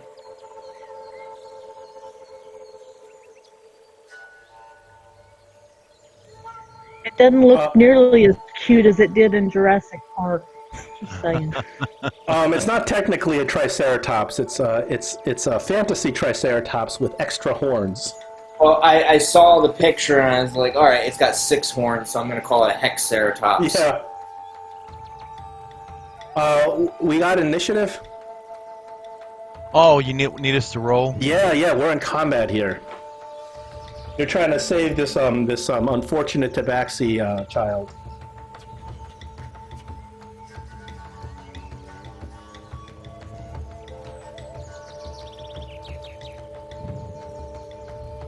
Did I roll the wrong one again? 12. There.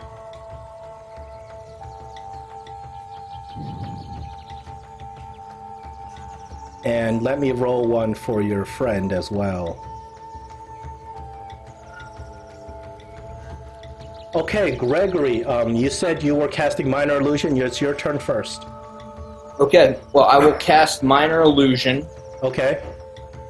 and I'll see if I can replicate the sound of the T-Rex from earlier to see if that'll scare this dinosaur away. Is the Minor Illusion able to make something as loud as that T-Rex? Is that a restriction to the sound it can make? Not exactly sure. I'll have to look it up because the spell. I'm gonna grab my book because the spell's description. What is your spell save DC? My spell save DC is. Let's see, I have a what is it, +3 proficiency bonus. Plus 4. 15. Okay, I will roll its wisdom against it. Ooh. I don't know how these wild animals have high wisdom. It doesn't believe Seems like that. every time, doesn't it? You create the sound of possibly the Tyrannosaurus coming, but this creature is not convinced. It is breathing down LD's neck. LD, on his turn, busily starts clawing at the vine, trying to free himself from the vine. Stuck on the vine. Shale awaits your command.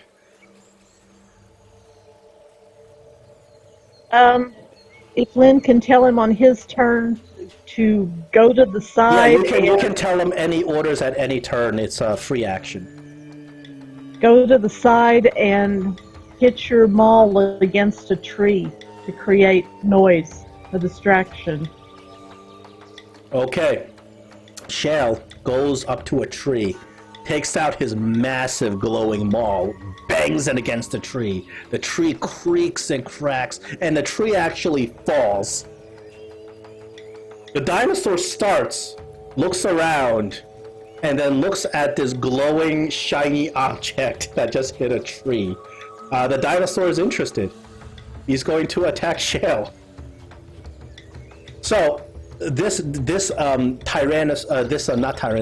Triceratops-looking creature turns around, looks at Shales, begins scraping his foot. He begins stomping his foot, and then he charges. Shale is more than 20 feet away. He charges Shale with a charge attack. Get out of the way.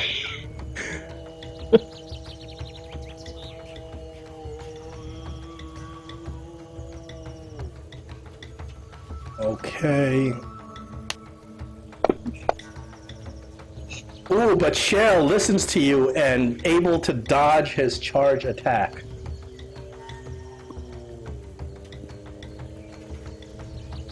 Gray, you're up.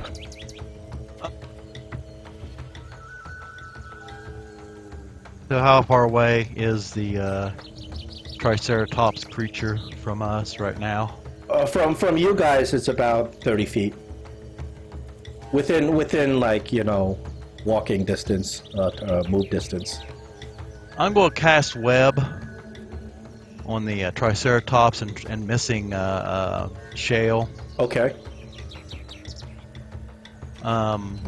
You may roll, actually, you may do if you can put the script on, you can roll it for it, or I can roll whatever you need me to roll. Well, he's not showing up on my combat tracker, so. Oh, I'm sorry about that. They were invisible. Okay, so in order to cast it, I would need to just do the cast and put it right on top of the Triceratops. Yeah, to have it roll a save. Let's see. So that is the second entry. Oops, I think I cast it on the wrong one. He does successfully. I cast it on the wrong one. Oh, what did you cast on? You Cast it on the kitty cat. No, the kitty cat. Is Edel? You don't know his name yet, but yes. Yeah, I know, but I that's what I cast it on. So okay, yeah, do it again then. Do it again. Because I didn't see, I let go of it. Then I seen dinosaur. So the dinosaur also saves against your web. okay. Let me take that off. Then I will just duck behind a tree and wait till my next turn, I guess. Okay. Lynn, it's your turn. The dinosaur looks like it is in combat with Shale.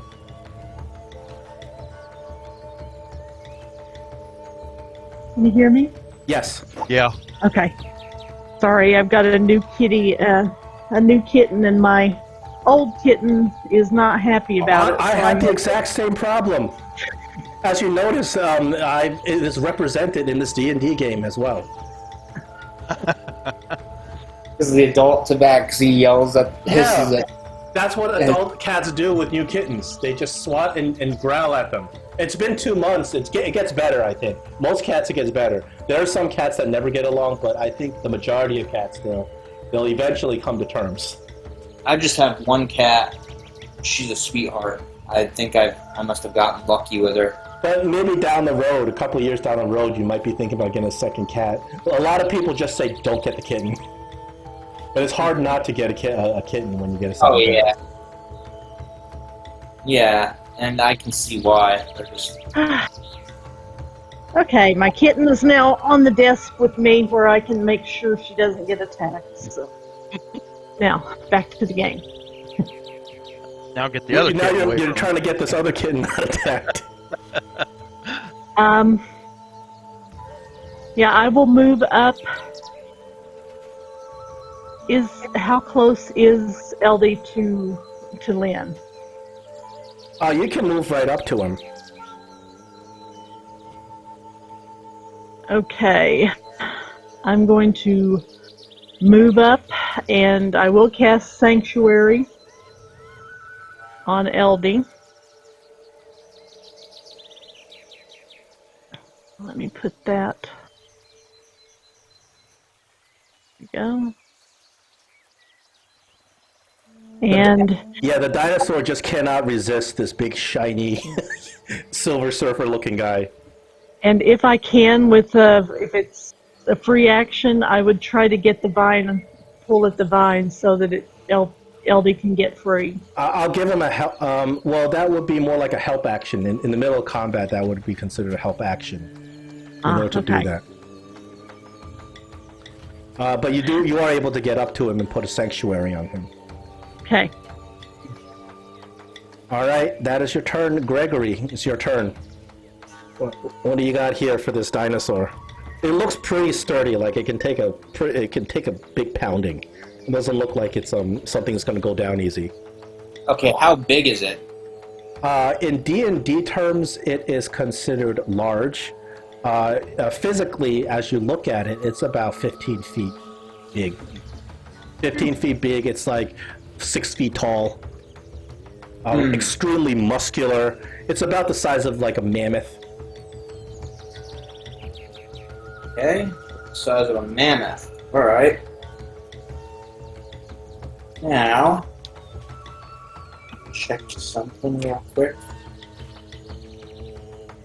To grab my books because the spells got deleted from Fantasy Grounds description list, so I have to do it the old-fashioned way. Ooh, I wonder. Oh, well. If I cast Shatter on it, would it just affect the dinosaur, or would other creatures like Shale? Well, it's right next to Shale, but you can probably find a way to angle it where it doesn't hit your ally. Okay, and it won't hit Shale or the kid. Yeah. Just like a Gray did. He cast a web, but he cast it on the edge of the dinosaur. So All right, well, I will do that. Target the dinosaur,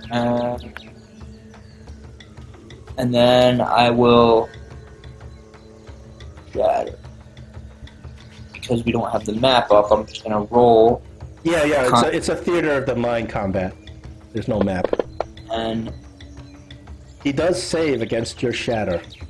all right, so he only takes half the thunder damage,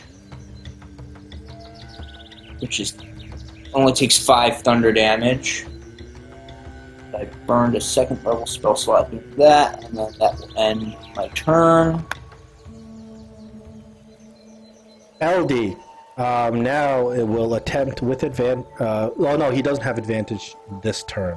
He will attempt to break out of these vines. No, he rolled a 1. He's more stuck in the vines. Wow.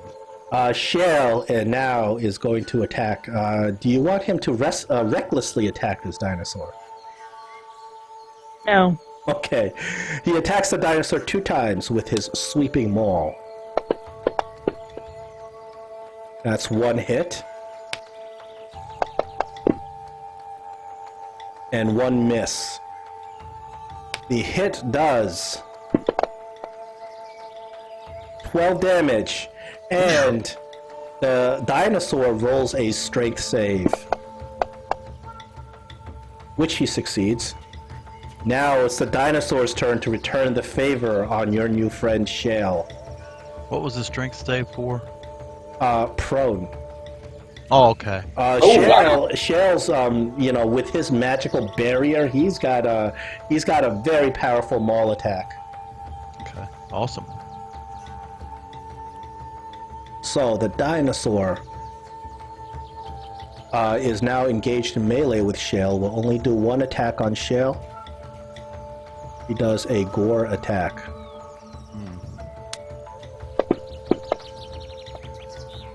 He does hit Shale with the gore, and the dinosaur drives all of his hordes right into this Silver Surfer, your new Silver Surfer friend. It looks absolutely painful. Gee, that's a lot of dice. Shale crumbles. Falls down. That is noxious, that much damage. Oh my goodness. Oh yeah, this thing is vicious. Damn. Ray. Well, the dinosaur's going to be heading this way next. Yes, it is. Hold on. Wow. Remember, you are level 5 and have 2 attacks. Right. I'm going to go ahead and use Hunter's Mark on the dinosaur. Did I put that on me twice? Hunter's Mark. No, I didn't, so I'm good. Okay. And then the dinosaur. And I'm going to go ahead and attack.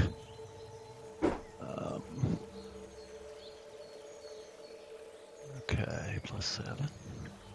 Do you have the +1 now that you have your new bow? Yeah. Okay. I just renamed the bow. It should still have the +1. I'll check it after I. Let me check it right now. Oh, +1 to attack and damage. Remember that. Yeah.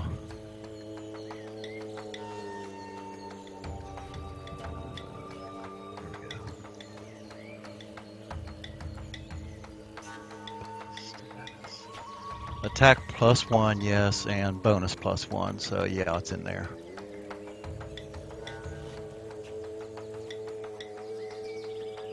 First attack. Wow. Here's the damage. It should add the D6, and it did. Nice. But you rolled real Wow, bad. that was super minimal. Oh my gosh, that's crazy. Okay, here's my second attack. He is heavily damaged now, though. If I get a good hit this time.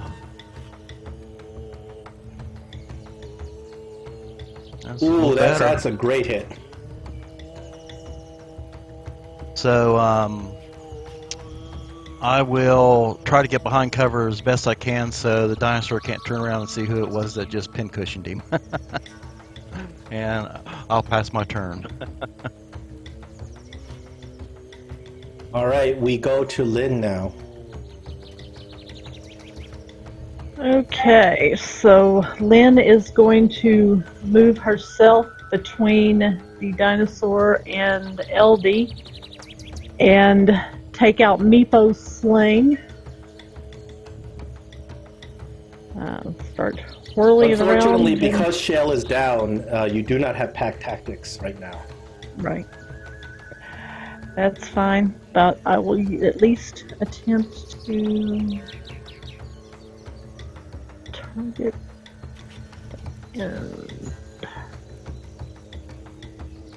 It's a Ooh. miss. Oh, And then bonus action, I will healing word Shale.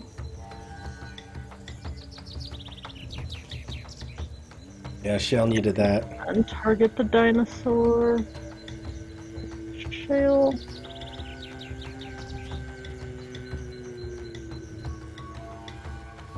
Shell is back And- to consciousness. And say, stay still.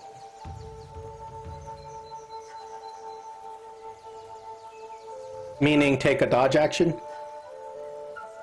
Or yeah, take a dodge and don't get up and try to fight. Just stay alive. Please. And that's all she can do. Okay, now it is Gregory's turn. Okay. Gregory. While the dinosaur is distracted with Lynn and Shale, Gregory is going to walk up to the kitten. He's going to pull out his dagger and attempt to cut the vines that are tangling him to free him. Roll an attack on the vines. The AC for the vine is going to be 10. Before I do that, let me Yeah. make sure I have a dagger. Before I jump to that conclusion. That'd probably be good. Do you have like a knife?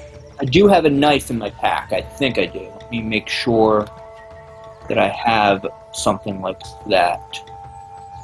Let's see. What do I got? I do have a small knife. So roll an attack on the vine. Oh, yeah. Alright, You have a 0 strength modifier anyway, so it's just a flat, and it is a DC 10, AC 10. alright, figure out how to do an attack. You don't have any modifiers at all, so it's just a flat D20. You got to get better than 10. Alright, I'll just roll a d20.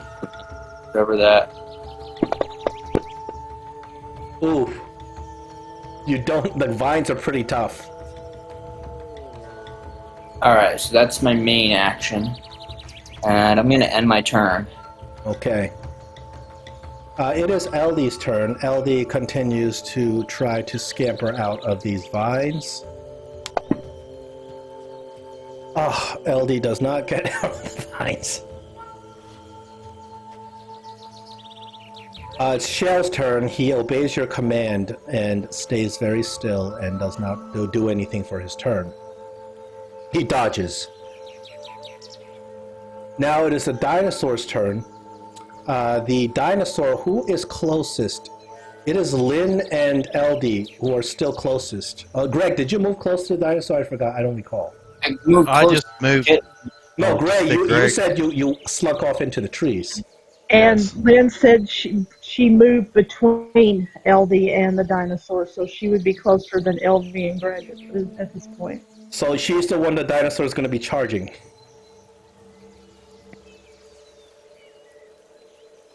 All right. So the dinosaur, being 20 feet or more away, will attempt to trample you. It moves 20 foot straight, and if it hits you, it's going to attempt to trample you. If it doesn't outright put you down. Here we go. You ready? So I'll ever be.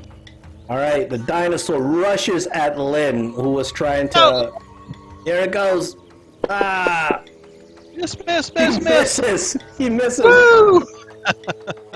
Lynn, it runs at you with his horns down, right? And at the last minute attempts to gore you, throwing his horns up, but you just narrowly dodge out of the way as he does this.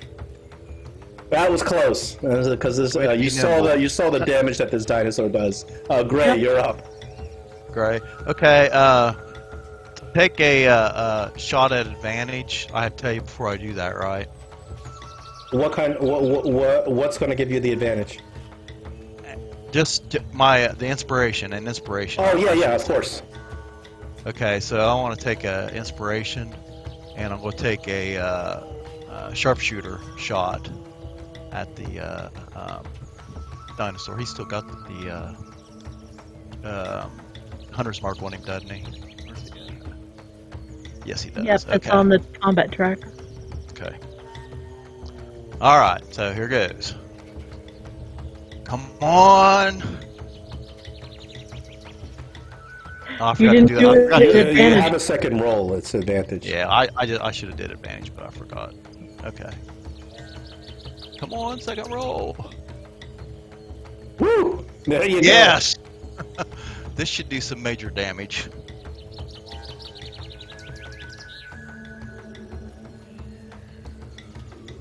That Nice. kills the dinosaur. Phew. You land an arrow right into its neck. It bleeds. Whew. It spazzes a little bit, and then wham! Drops with a thud. And I just sigh of relief. Oh, thank you gods for giving me a straight aim the second time. It's one species that's extinct now. Or one member of the species, unfortunately. They're just joking around with this dinosaur. Dinosaurs are extinct these days. It's because too many adventurers went back in time and killed them all. Yeah. So can I recover any of those arrows? I shot 5. If they're regular arrows, you recover round down 2. If they are magical arrows, you recover all of them. Go arrow that time. I guess I could have. I keep forgetting about that. All right, you guys narrowly take down this dinosaur. LD gets himself finally free. Kind of comes over, sniffs you a little bit, and then LD says,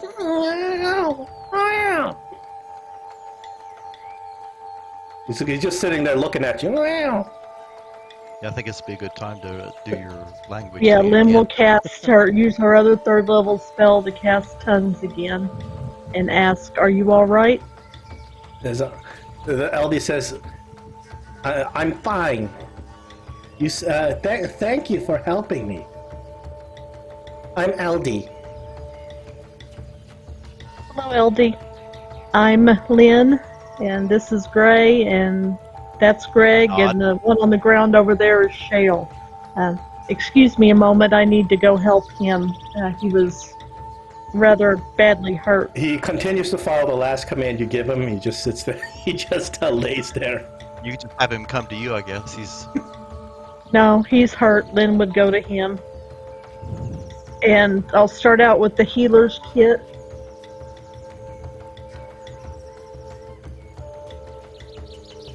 Here's my healer's kit. I know it's here somewhere.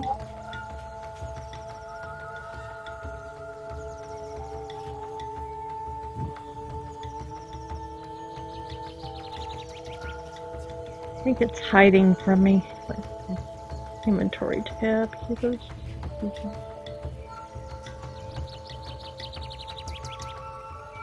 there needs to be like a search on the inventory. I swear it's on my actions tab. I had a healer's kit here that even had where. Oh, there it is.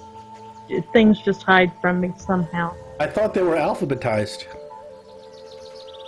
Well, I've got miscellaneous magic, and so it was closed down, but I've got it up now. Okay, so heal, Shale.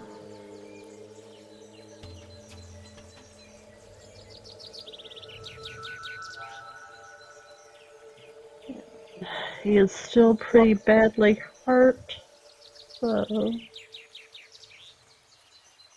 He can drink potions and things like that as well. He is, after all, he is he's a human.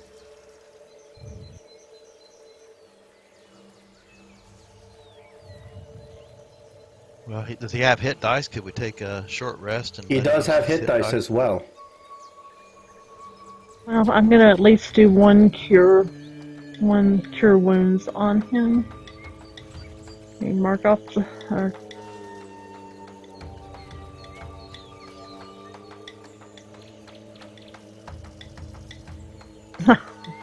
one. Oh boy. And Tell him he can He get has now. 5 hit dice, just like the rest of you. He's Yeah, you want to take a short rest and then let him use. Where's he at? At 33. Wow. That one hit from the dinosaur did 6d10 plus I think 7 or something. It's something horrible. It's not much, but you can use one of my healing potions if you want, and then we could use his dice. Well, if you take a rest, he can roll. If you want him to roll hit dice, you just he has up to 5. can also channel divinity at the end of the rest too. So let's see. 5 times 5 levels, so that would be 25. Your channel divinity can get him to 24 hit points.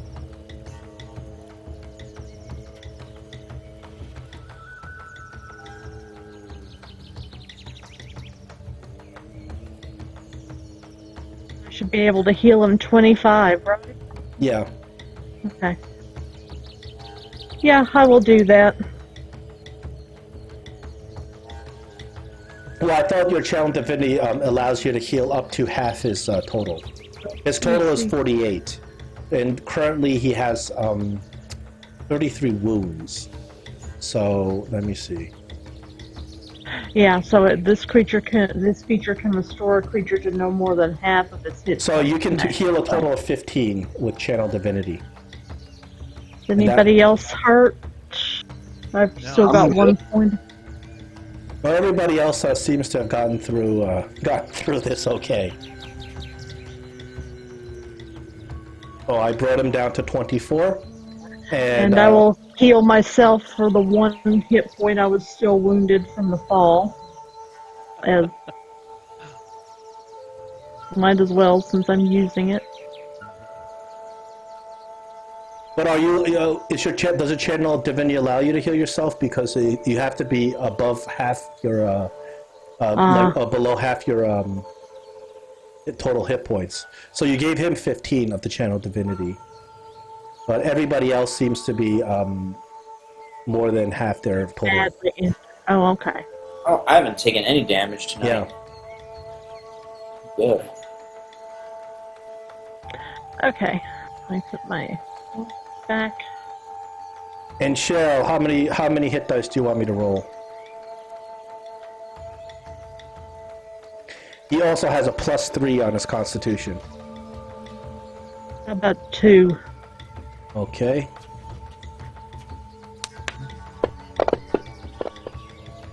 He heals 20 points. Wow. Nice. He, in his current form, he is a D12 hit dice like barbarians. Oh wow. Cool. He's just a big pool of hit points. So Gregory, can you get back some spell slots? I just used 2 spell slots. Like I only used the first level for my mage armor and a second level for that. Okay. For the shatter. You can recover one of them with arcane recovery. I can recover hit points equal to, or not hit points, spell slots. Half my wizard level ground. Oh, in that case, you can use arcane recovery to recover both those slots. Oh no, one is a level 2, right? Yeah. Well, but I'm a level 5, so I can recover up to. Oh, I can recover both of them. Well, you know what? Why not? I'll do that. I'll use my arcane recovery and recover both spell slots. I'm still under the effects of mage armor, but now I've got all my first, second level spell slots. I have all my spell slots. Nice, fresh. The little kitten named Eldy says, I've never seen humans. I've never seen bald ones before. Don't you get cold with no fur? He's sniffing around. Not as long as it's this hot. In night, it gets real cold. Why do you want to go to the cursed lands? Because there's something there that we must do. I know how to get into the cursed lands. The elders don't like it when I go there. But I can show you. That would be outstanding. We would appreciate that very much, but we don't want to get you in trouble with your people. Oh, they won't know. And he puts a little paw up, little claw to his mouth. Is that the equivalent of a snicker? Yeah, like a little shh. Don't tell. But it's not easy. It's very, very dangerous. Have you been there Dangerous before? for you. You said they don't like it when you go. No, but they don't know I go. I'm Eldy. I'm sneaky like that. I think that's our only chance of getting there. It's Can you dangerous tell for us you, anything not about for me. the danger? Can you tell us about the danger? LD says the accursed lands are hidden by magic bubble around the cursed lands. Cannot go through the bubble and cannot see inside the bubble. But there's one thing that can make you go through. When the one who hungers goes near the bubble becomes weak, and you can sneak through by jumping through the trees. Can you jump through the trees? Can I fall through the trees, out of the tree instead? I'm probably more likely to do that. That's the only way. You can weaken the bubble when the one who hungers goes near it. I stay hidden in the trees, and when the one who hungers comes near, the bubble becomes weak. We could probably help each other through the top of the trees. You have to try. So as you guys are having the conversation, it begins to rain. Oh, no, I'm not dressed for this. You just come out of a lake. So Lynn will try to ignore the rain and as much as she can and work out a few basic signals with LD once tongues goes away so we can still communicate. Yeah, so you can like basic commands and things like that. You can communicate like stop, go, danger, that kind of stuff. You're able to translate. Oh, can she use the ring with the spell thing to put her language spell into the ring so she don't have to use up her slots? What do I have in that? Sure, whatever you can put whatever spells you like in there. If you want to get rid of a spell that's already in there, you can just discharge it. Well, right now I don't have any more third level slots, so I can't cast it again, in the ring That's or when any we- other way. When we take long rest. Yeah, well, that would probably be an idea of a way to keep on communicating with you. Maybe we should find a place to take a long rest. LD says you want to rest. I show you. Yeah, I think we should try to find a place to take a long rest for right now so we can, those of us that don't get our spell slots back can recover them, and then maybe we could do something about the language thing. LD takes you, leads you guys to a natural appearing cave. As you enter, you don't see any obvious signs of habitation. But then LD starts, he kind of goes around, he starts digging up stuff in the ground. And he shows you that there's firewood and things like. He shows you that it's actually a campsite. It's just well hidden and covered with leaves. And this allows you to do a natural rest, a long rest. Okay. I think that's a good idea, don't you He guys? can still understand. Lynn thanks him again. That's very clever. So we could set Shale to watch, because I'm assuming he doesn't need sleep, since he's kind of an automaton. But does he? Because he can heal. Does that? I don't know. Does Shell That's why sleep? Have we? You're not really sure if he sleeps. He just kind of, he doesn't really react. He just only follows commands. So you're not sure if he sleeps. You can give him the command to hold watch.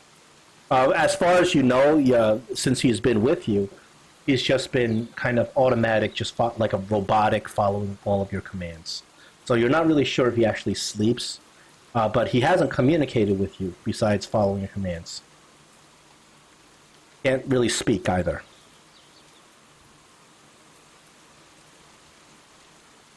But as far as you know, he follows your commands precisely every time. So if you told him to hold watch, he will hold watch. What does he do if he sees something? Whatever you tell him to do, he'll alert you. Yes. Okay. He'll wake you up. Okay. I'll sleep close to him. He can kick me and I'll.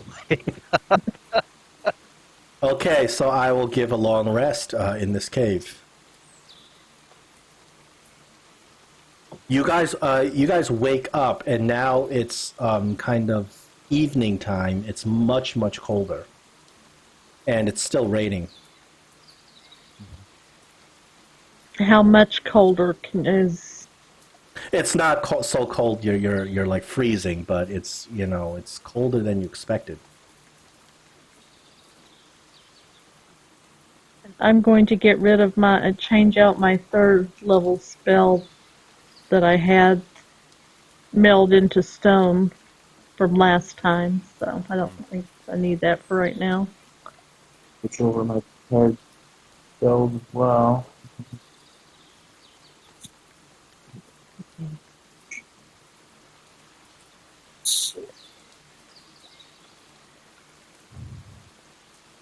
Yeah, and then when you get all that done, cast the language thing and find out if he's ready to take us to the barrier. I'm going to prepare Feather Fall. That would have been something useful to have. And Well, you come out of that unscathed other than getting wet, so. I don't think it does.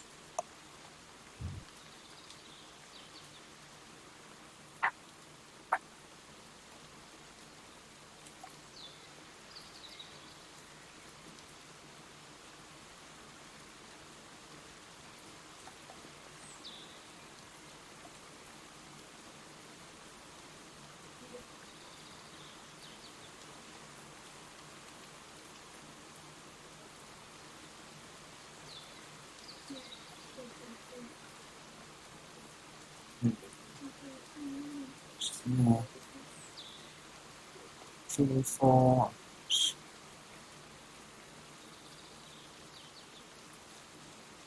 Swap up sleep for Feather Fall.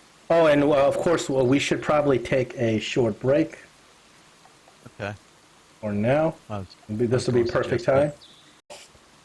LD takes you up to the magical barrier. Now, when you get up to it, you can't see anything different beyond the barrier. It just looks like forest to you. But LD goes up to the barrier, puts up his paw and touches the barrier, and bzz, a little zap comes out. And you can see the outline of what appears to be a magical wall.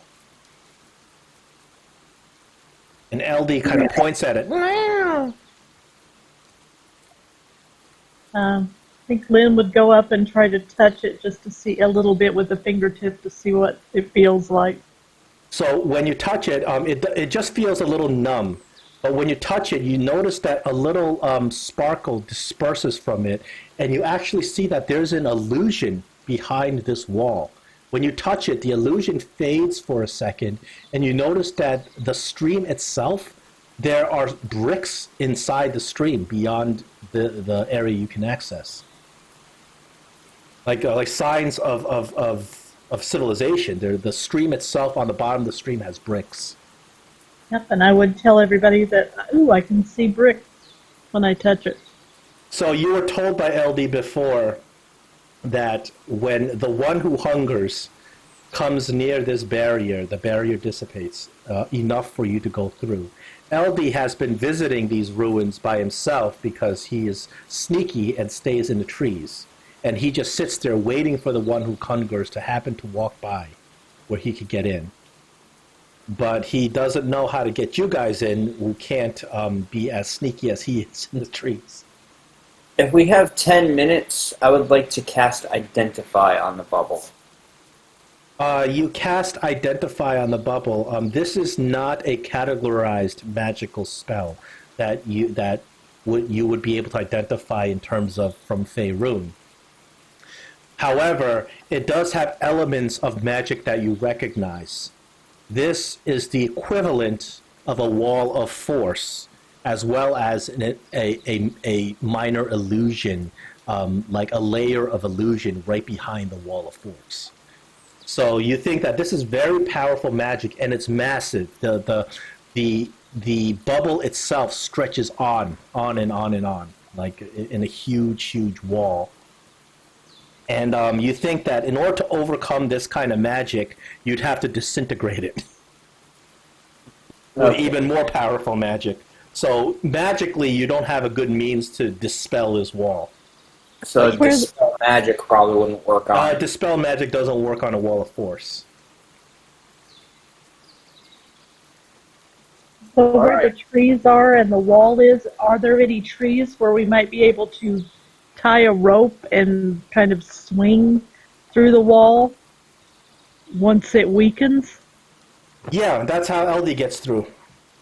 LD just makes a leap from one tree to another. So you can see the wall's edge is on the edge of the screen. And the tree right next to it, LD just climbs on top of it. And you can see from LD's vantage point, he just makes a big leap from tree to tree. He's got climbing and jumping speed that's very, very, very high. That's how he does it. You, however, you don't think you can make that kind of a leap easily. You could try. No, so maybe Lynn should climb up in the tree and wait for the moment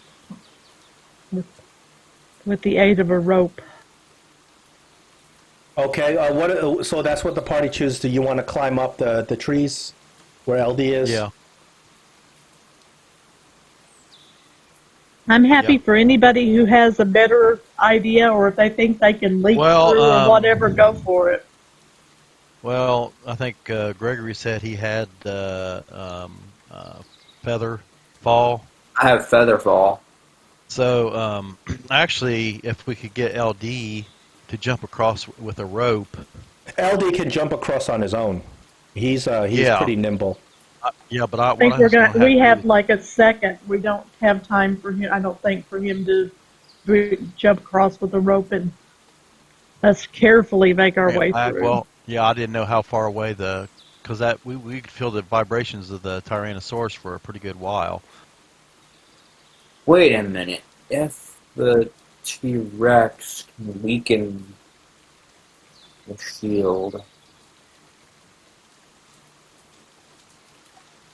that would mean that maybe the tremors that he causes from walking would weaken it.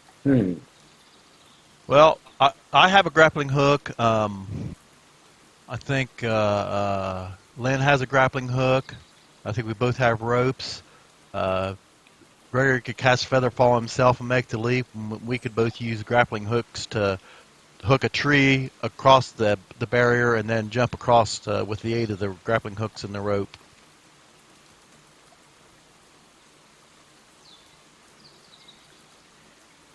And if we prepare ahead of time, then as soon as Ellie tells us that the barrier is weak, then we can go ahead and make our attempt.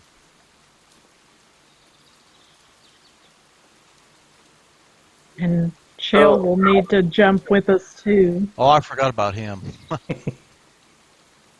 wonder if a shatter spell would weaken the barrier. Well, that's not. He said it has to be a really powerful spell. So. Yeah. Well, if you look at Wall of Force, a disintegrate will open the barrier. Yeah, like a wall of force can be destroyed by a disintegrate spell. But I mean, But I So mean, if the T-Rex comes and that weakens it, would it be the tremors that he causes when he walks? And if that's the case, would a shatter spell weaken it in the same way?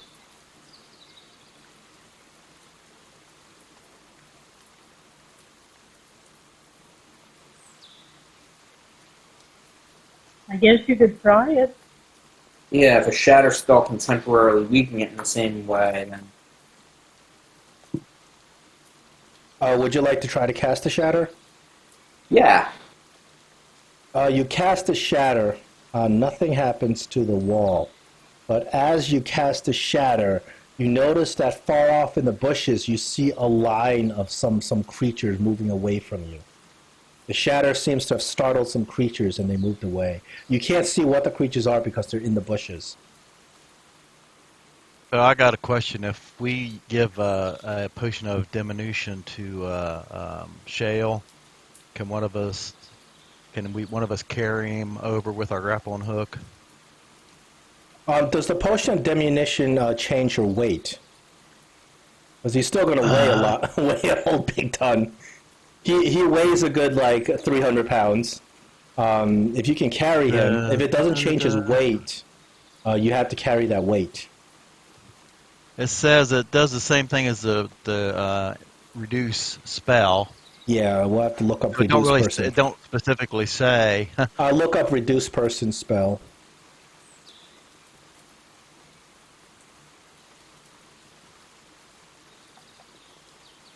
Oh, the weight is reduced to 1/8 of his prior weight. So yes, you can do diminution on him and make him carryable.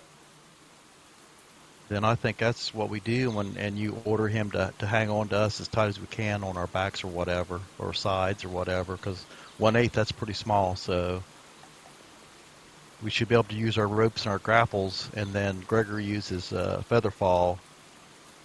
At least I think it should work.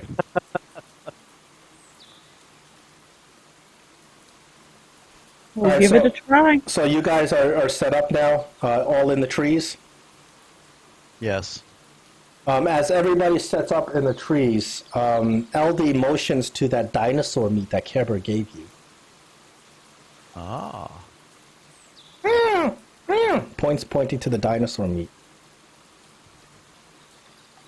Then says, "Are you hungry?" And she'll offer it to him. She wants the whole chunk. He's Yeah. pointing at so he takes a Oh. huge chunk. It's like a chunk of some dinosaur's leg.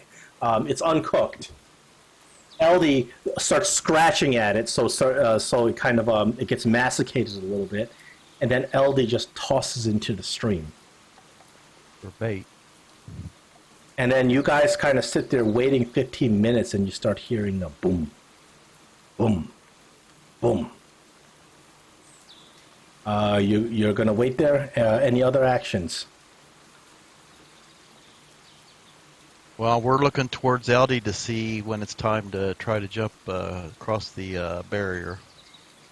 Okay, you wait another couple of minutes, and once again, the pounding gets louder and louder, and now you're feeling tremors beneath your feet. The tree begins to sway back and forth a little bit, and as you wait even longer, you see ripples across the stream as boom, boom, boom, boom, boom, boom. Clearly, the one who hungers is approaching.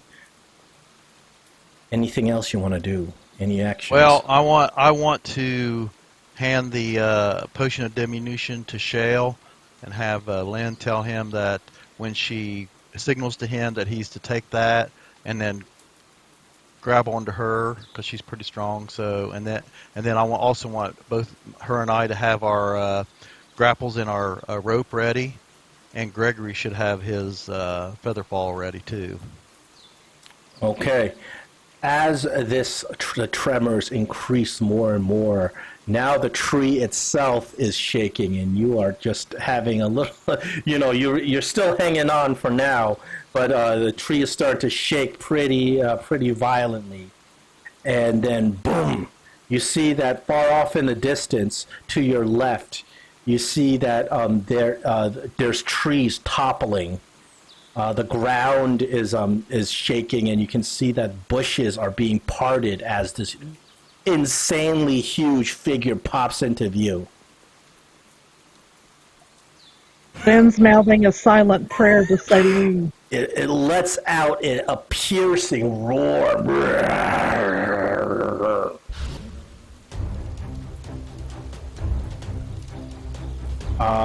We can have an initiative, actually. We can. Okay. Yeah, well, you're not actively combating it, but situation's pretty dangerous, as you can tell.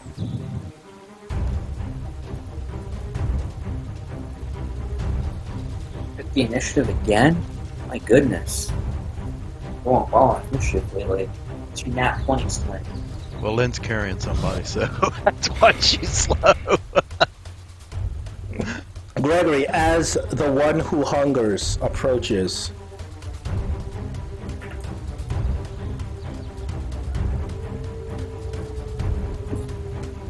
you notice that that barrier, there appears to be like a faint kind of shimmer showing up inside in the barrier. Do you want to take any actions on your turn? I look at the barrier and then I look at LD as if like, is this the moment? LD's still sitting there, kind of poised.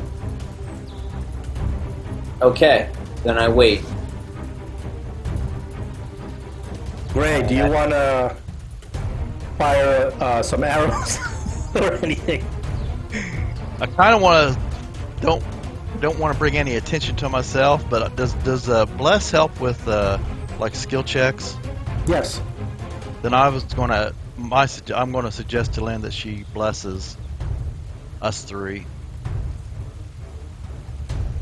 and then I'll pass my turn. The one who hungers, smelling something delicious. Boom, boom, boom, boom, boom, boom, boom, boom. And now, at this point, he is so close that the tree you guys are holding on to begins to just violently shake. He comes over and he looks around and he looks down at the food. And then he looks up. But right now he is more interested in the food. Good. As he approaches here, you notice that the barrier, it shimmers a little bit more, but you see the illusion behind the barrier slowly begin to fade. It's not fading immediately, but it's slowly dissipating. It's Lynn's turn. Let's see. Let me just.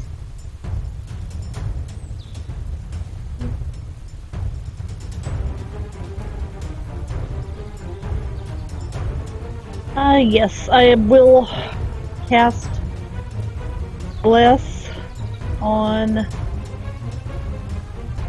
myself, on Gray, and on Shale. Okay.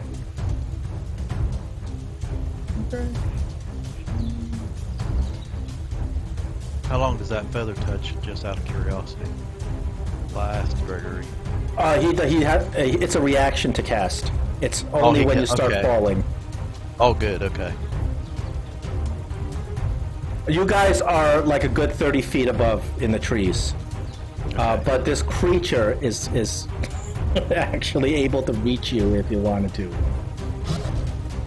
LD is preparing an action, poised to jump when the barrier goes down. Shell follows your command and stays still. When you cast Bless, the verbal component of Bless has now made the creature poke his head up from his meal.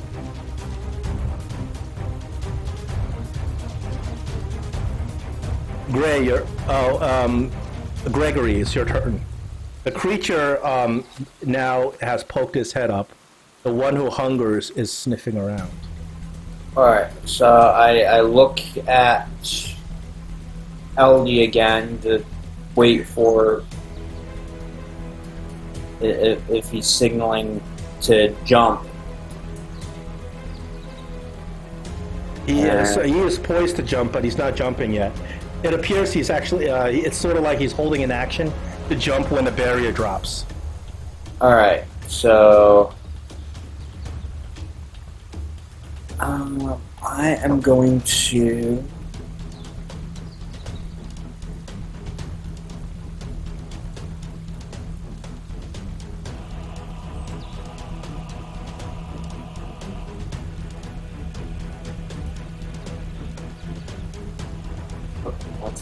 Alright, I'll use my action to cast Mage Armor on myself. So I should have faded away when I took the long rest, so I'll do it again. And that's my turn. Great.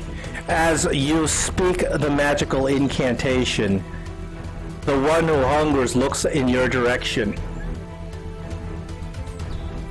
My direction or Gregory? Gregory's, because he cast a spell. When Lynn cast a spell, he looked up. When Gregory cast a spell, now you look at Gregory's direction. Okay, and I'm going to ready an action to jump when the barrier goes down, and I have a piton. I'm going to throw the piton into the stream at the foot of the Tyrannosaurus to try to distract it from us. Oh, the piton splashes the stream. The one who hungers looks down at the piton. And that's your turn? And that's my. Of course, I'm readying the action to jump, but yeah, that's my turn.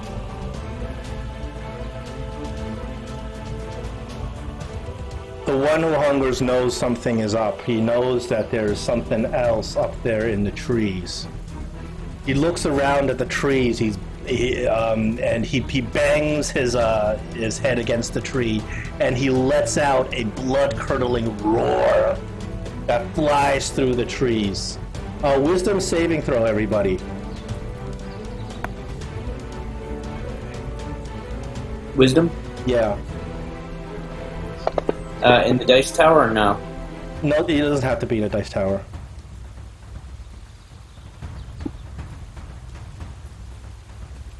Gray and LD, you are under the fear effect, obviously. It's not already obvious. The barrier begins to shimmer, and you can see that these sparkles start turning blue, and they start pulsing.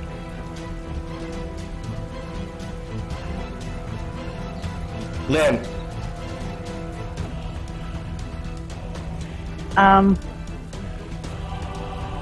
Just look at LD and readying to jump and command Shell to drink and grab him when the time is right. That's it. Okay, LD is still poised to attack. Shell just hangs on.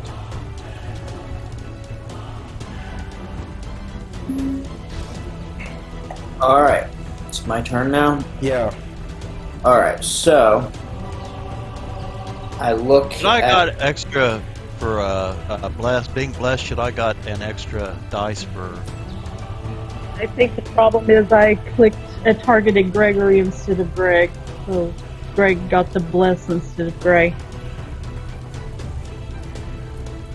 Alright, well then that would make my... That would give Gray a 12 on his save, which still isn't enough.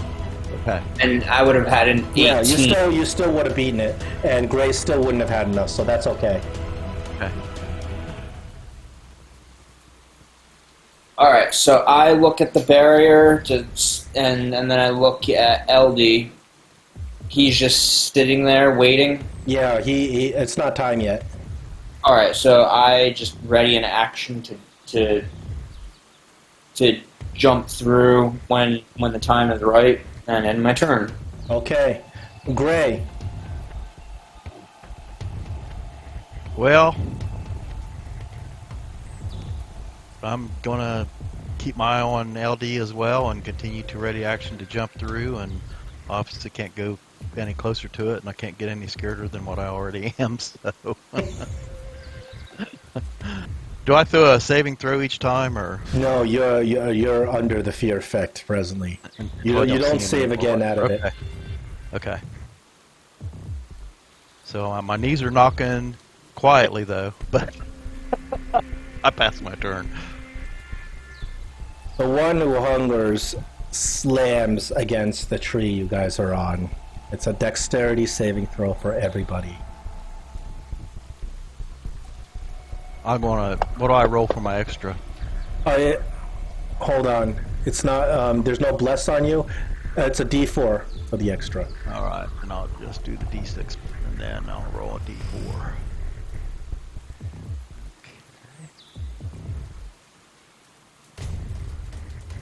I got a 2.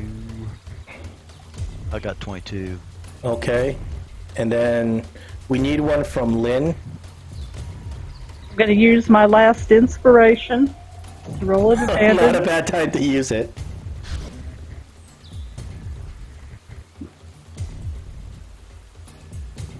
I didn't Nice. probably need it. That's okay. That's okay. This is not a great risk to take. LD is okay. He hangs on.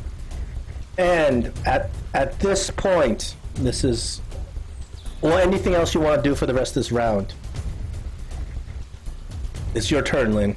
The one who hungers just smashed against the tree. Just Trying hang on. to get the apple to fall so he can eat it. Hang is on hungry. and wait. He was not named incorrectly. He is very hungry. LD is waiting. Shell is waiting. The barrier falls. And everybody... so you guys are... LD immediately dashes across. He jumps like 20 feet from tree to tree. And he motions for you to follow him.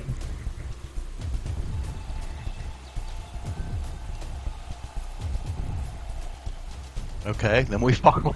Gregory, would you like to do LD's jump? You probably... it looks kind of a difficult jump. You are from a stationary position, and LD just jumped like 20 feet from tree to tree. You could try it. You think it'd be a dangerous thing to do.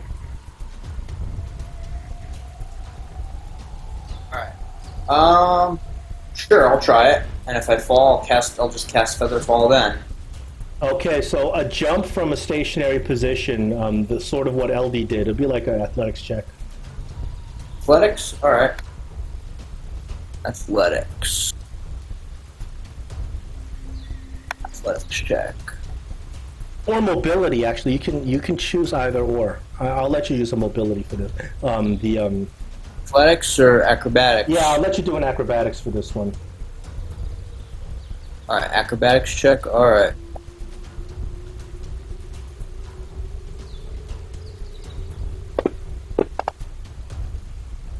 Ooh. You jump. You are unable to grab on after you make that jump. And you grab on to some straggling vines, and you're holding on with one hand to a vine, swinging back and forth. You're swinging back and forth in and out of the barrier. The one who hungers looks at you interested. Alright. Can when I get in the barrier, can I let go and cast Featherfall? Sure. If you don't cast Featherfall, it'd be like a 10-foot drop. You wouldn't take, if you just let go and just fell down. Alright, well, I'll do that anyways, just to play it safe. It's a first level spell. Oh yeah, Mage Armor, Featherfall. There we go.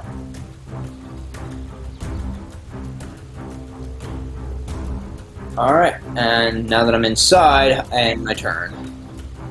Gray.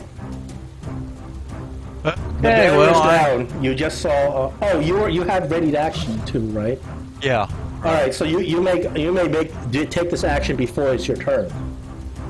Okay. So roll an athletics. Yeah, to make that same jump that LD made, or you can roll a acrobatics for this one. Well, I'd rather do athletics. I'm better at that. Just by 1 point, so it's according to whatever you want me to do. No, you can do either. Okay, and then I'll get the D4 if I need it, which I probably do. Yeah, I think you need it. Oh, no. 13. Not quite. Same thing. You jump over, but you don't land flat on your face. You at least are able to hold a vine, and you're swinging on the vine. Okay. Well, I'll just drop to the ground. I mean, am I good right there? Am I across the barrier? You're across the barrier. You're like 10 foot. You're like 10 feet up. Well, I wouldn't. I'll just drop to the ground then.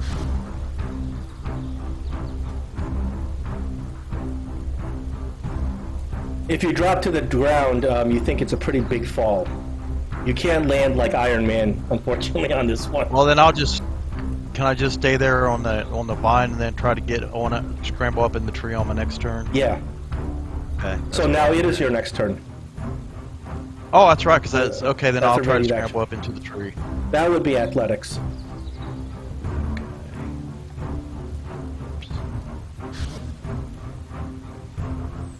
Oh, I didn't think actually Shale. do I that. think you were carrying Shale, right?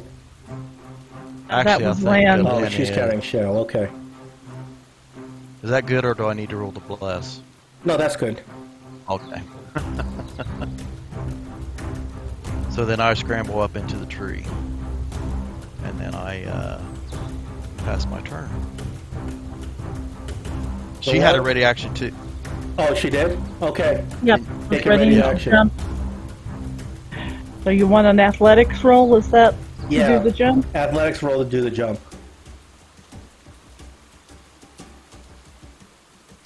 That didn't go through, did it? I didn't see I anything. didn't see it. Okay. Try that again. That still didn't do anything. Huh? No, it didn't. Let's. That's why I started putting shortcuts. Because it seemed like to work better. Of course, it goes through when I roll a one. Oh. Wow. Unfortunately, you don't make it across. You fall out of the trees. You land somewhere around here.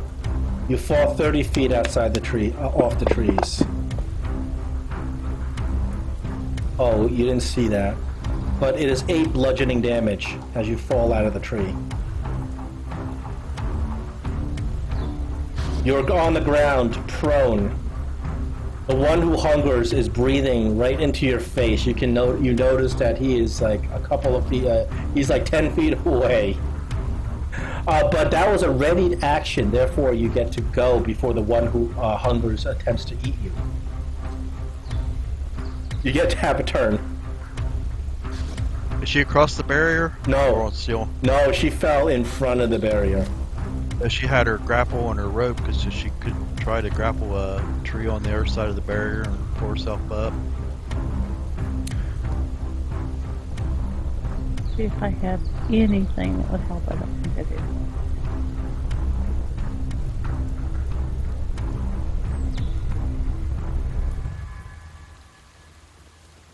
Oh, actually, I think the Oh. one who hungers is going to have to take a turn. Ah, okay. Yep, he is the one on the on the combat tracker. Yeah, unfortunately, he's going to be taking a turn. Oh my goodness. Are you ready for this? Go for it. All right. Hooray! So the one who hungers rushes you, and it's got.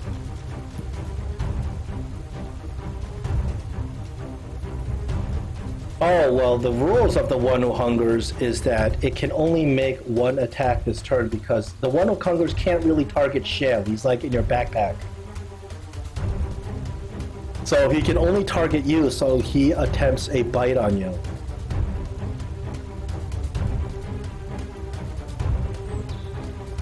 And he should get advantage, right? Because I'm prone. Yeah, he doesn't need advantage. Either way. Okay.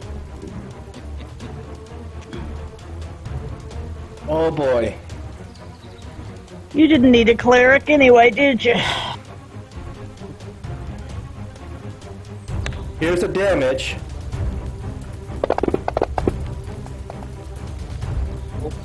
Ooh. And he's got you in his jaws.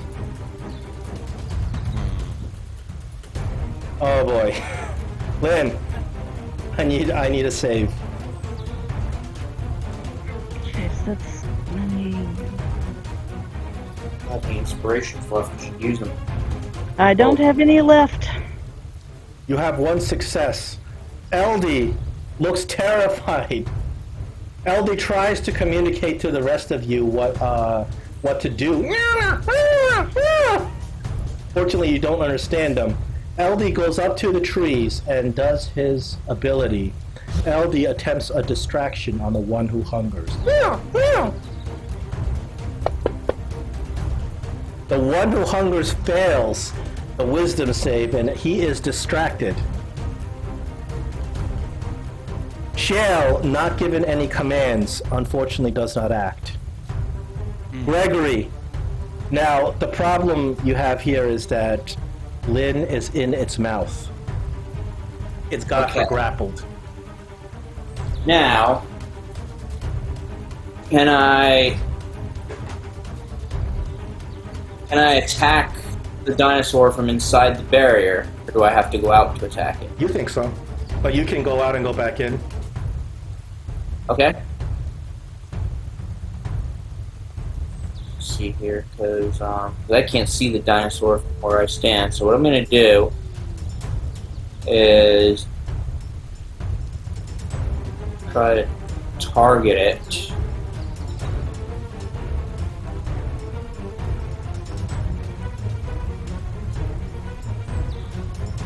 I'm going to target the dinosaur. Target the dinosaur.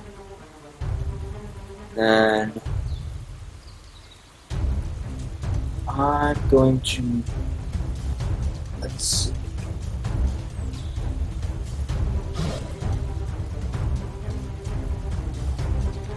Magic missile work on it? I don't know. You know what? I'll try magic missile. Magic missile does work on this dinosaur, but you realize, given its size, you're not going to be taking this thing down easy. Alright, but if I can get it to drop Lynn, that would be wonderful. And then that's my turn. It is distracted, hit by your magic missile. It does indeed drop Lynn. The one who hungers comes all the way up to the barrier, but he does not cross it. And LD is kind of maniacally screaming. He lets out an ear-piercing roar, standing on top of Lynn's body. And he doesn't stand on her. He's in her square, in her space. And he sits there just staring at you, and he starts pacing back and forth.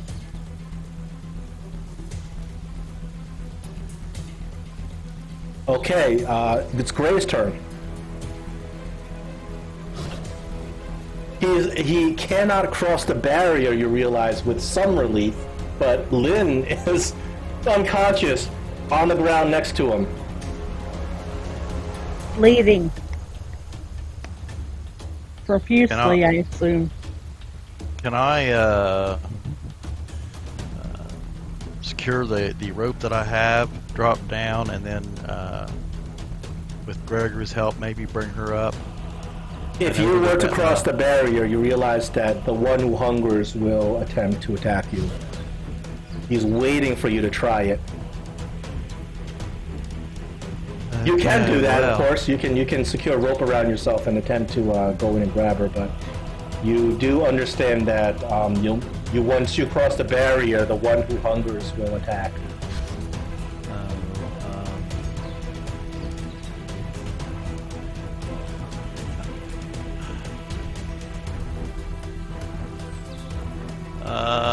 Boy, this is a tough one. We need to get the one who hungers away from her is what we need to do. So if I could move in a direction, say south. Yeah. And from that as far south as I can go, and then shoot at the Sure. T-Rex, and maybe that'll Yeah, I know what Draw you're it getting away. at. I understand what you're getting at. So you're gonna move like your token down here. I know you can't see anything. You know what? I'll just put your tokens inside so you can see what's going on. Okay. And then, still being on the other side of the barrier, I'm going to be screaming and shouting and shooting at it, both my shots. I'm going to go ahead and put Hunter's Mark on it for good measure. Although it's probably not going to do any good. Maybe I won't do that. I'll just go ahead and I'll save my slots, but I'm going to go ahead and take 2 shots at it. Okay. Whoa! Scream at it. Yes! Oh yes! That will absolutely draw it away from Lynn. You crit it. Absolutely get its attention. And I'm going to shoot it again and keep yelling at it. Oh, wait a minute, that's the wrong thing. Okay. Second one That was a doesn't miss that connect. time. But I'm still yelling and shaking my fist at it. Stay away from my friend! Yeah, having absolutely gotten its attention, it chases you to the other side, but it won't cross the barrier, and it just continues to just pace back and forth and back and forth, readying an attack on anything that crosses the barrier. Lynn, I need another save.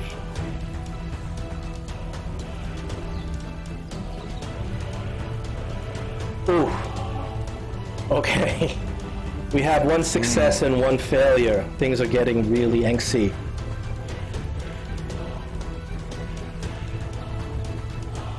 So can Greg drop over on that side without being attacked, or is he still close enough to be attacked? He's far away. The creature has chased you down about 30 feet.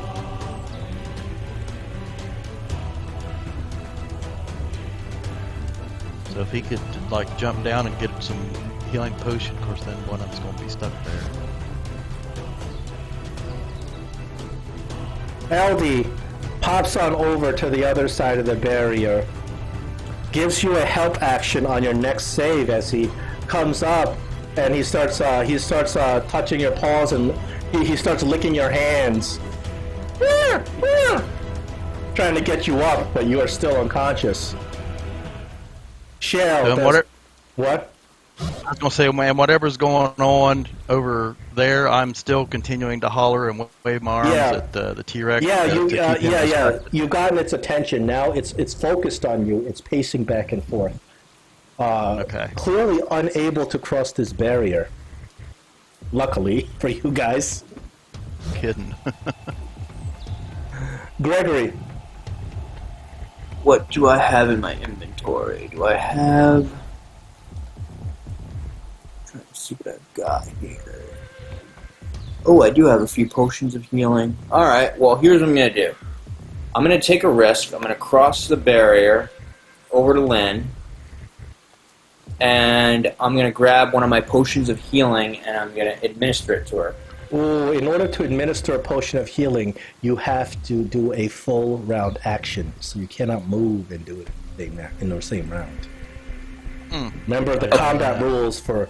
Yeah, it's a tough thing to do. So it would take both my move action and my regular action. So you would not be able to move and do it. So the only thing you could do is do it next round if you want to stay there. Grab and drag her. Alright, and Gray is distracting the dinosaur, so... by shooting at it, so I'm going to end my turn.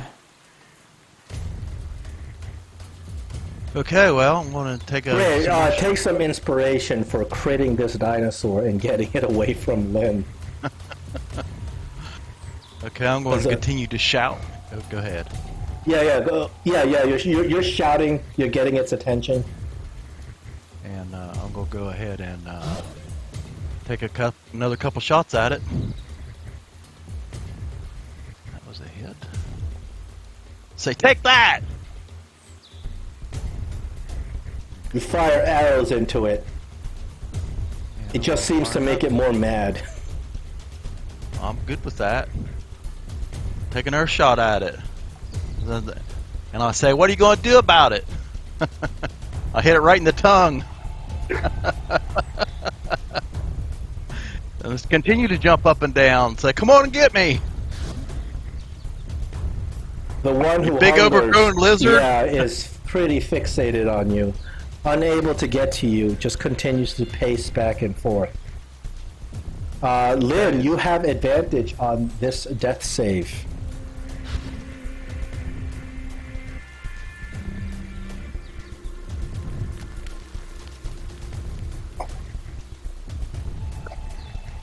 Oh my goodness.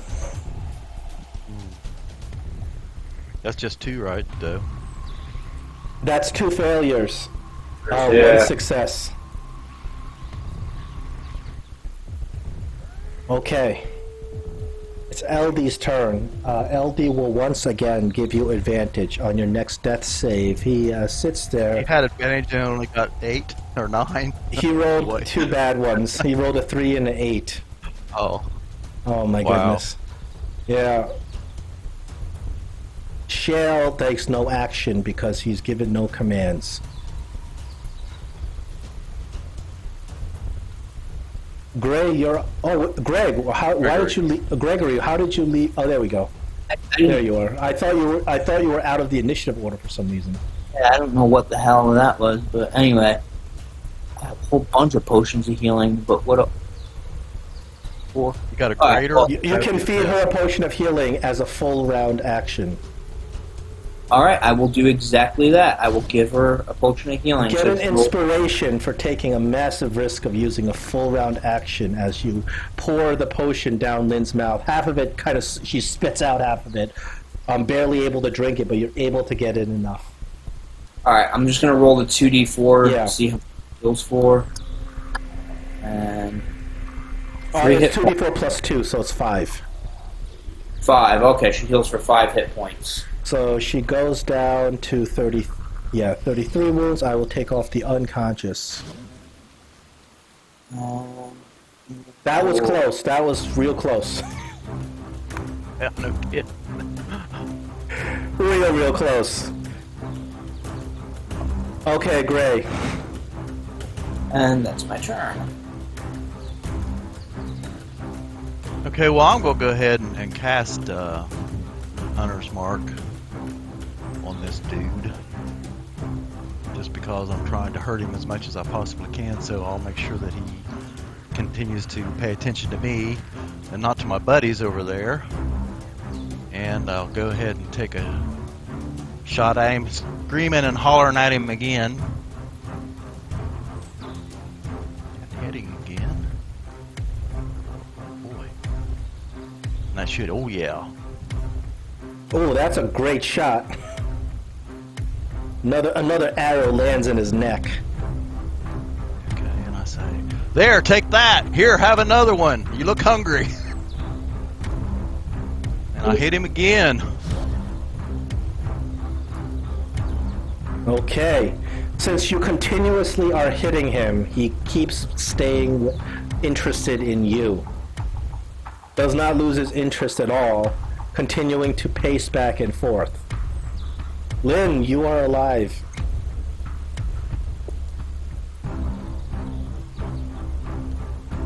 You took a wallop of a hit.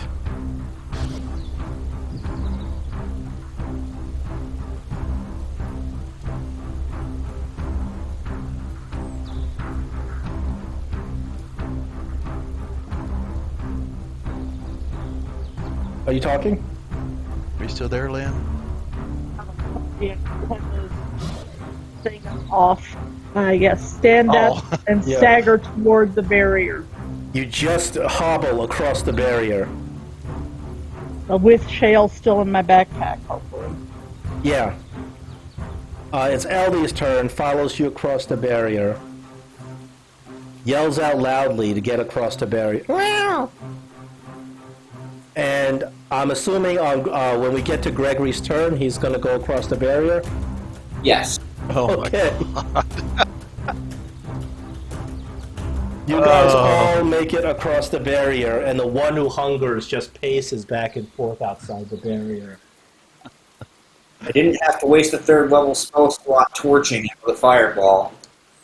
Well, Fireball, you realize that despite it being a powerful spell, this creature is so big and so powerful, you're not even certain a Fireball would take it down. Lynn is going to hug Greg with one arm and tell him, thank you. And Gregory's just like, I do what I can when I can. So once you guys get across the barrier, as the one who hungers paces back and forth, if you continue to fire arrows at it, eventually it leaves. Or if you stop firing arrows at it, eventually just paces for a while and then loses interest, goes back to the food that was dropped in the stream, finishes that food and leaves. Well, I'm not going to continue shooting at it and wasting my arrows. So finally, this creature leaves you, and you guys are kind of, you catch your breath and you look around. And you are standing on the stream that you were walking through previously. Now you realize the bottom of the stream has bricks, like the kind of bricks you would lay across the road. You realize that this stream used to be an ancient river. So Lynn asks, so do we need the Tyrannosaurus to get back out? Or do we need the one who hungers to get back out of this thing? Do you have tongues up? That's a kind of complicated. It's for. No, I was just asking in general. Yeah, after the one who hungers leaves, the barrier once again, you realize it reforms. If we get done with what we're supposed to do while we're here, we won't need to get outside. We won't need to get out of the barrier anymore. Well, there's a little something extra here. So once you go through the barrier, Lynn, you get a sensation of something really deeply evil, some area that's deeply evil. You feel a kind of a rift between you and the power of your goddess. You're still able to do clerical spells and cast spells, but the rift is very, very kind of it's like being cut off partially from your goddess. That causes a test of faith. Wisdom saving throw. Is she still blessed? No, that would have concentration. She would have lost concentration. No, she lost concentration once she went down. Yep. Fail. Oh, you are racked by the pain of losing connection to your goddess. Furthermore, you realize that the ritual you used to get to this area, the ritual of the Tear of Selyun, the magical words that get you in and out of the story, they will not work within the barrier of this curse. Oh man! You are trapped. Unless you can get back across that barrier, as long as you're here, you guys are trapped. You're under now the effects of having unfortunately failed a test of faith.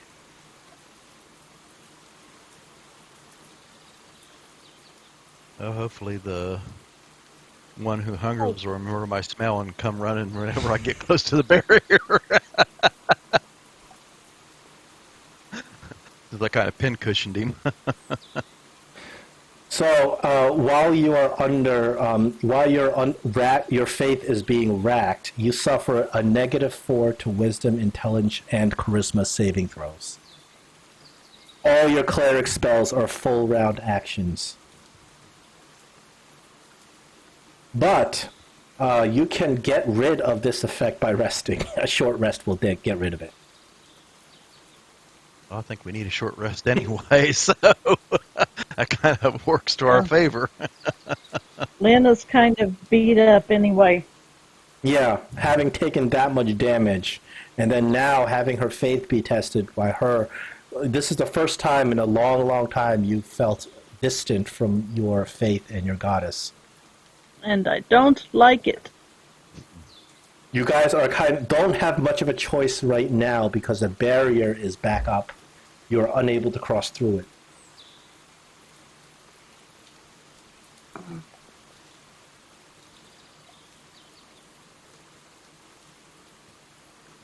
Well, let's take a short rest then.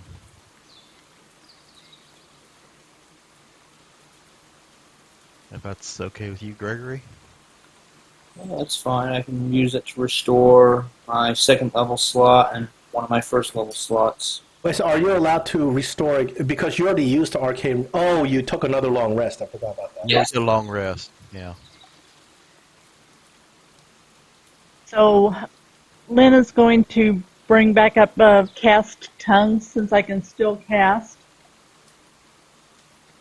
And while we're resting, talk to LV and tell him thank you again for saving me. I was so scared.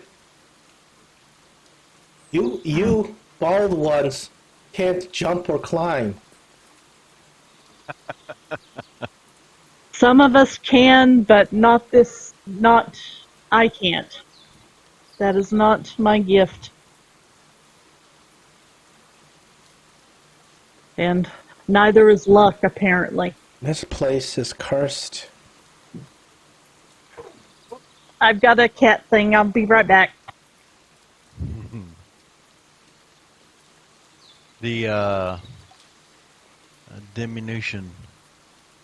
It wears off after. It wears off in an hour, so he comes back to his normal size after that. Right.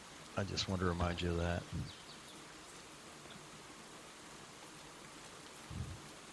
So you look ahead, and the landscape actually looks different than it did before from the illusion from the other side of the barrier. You notice that there are very steep hills up ahead. And you actually notice that what appears to be buildings.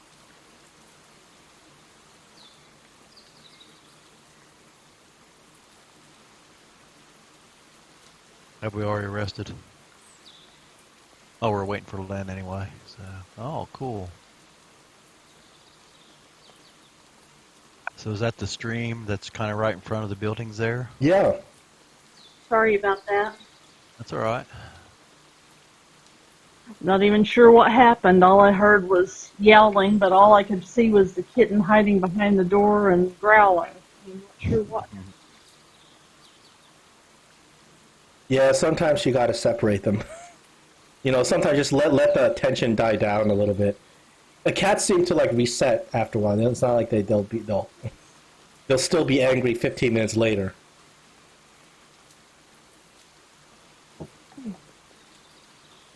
Okay, what were we doing? Well, you were talking to LD. You were talking to the cat. Well, I mean. How far is it to... So you see all this stuff. It seems to be a mile away, and you realize that you are standing on a ruined road, and a stream is running through the road. You look ahead, and there appear to be some buildings, old, worn-down stone buildings. The whole landscape is just littered with them. Clearly man-made. It looks like it has been worn down over centuries.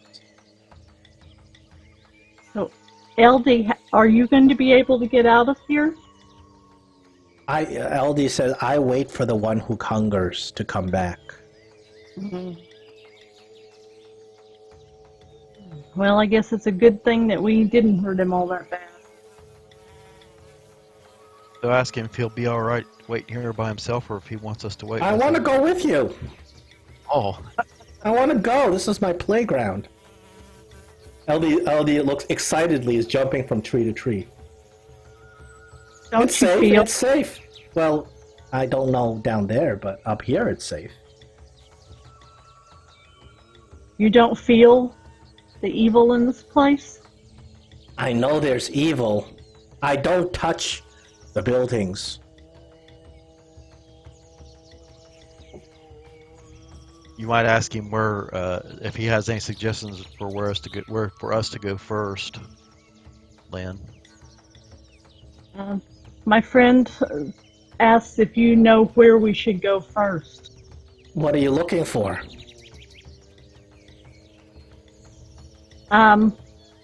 Lynn will try to describe the pyramid that she saw in the vision.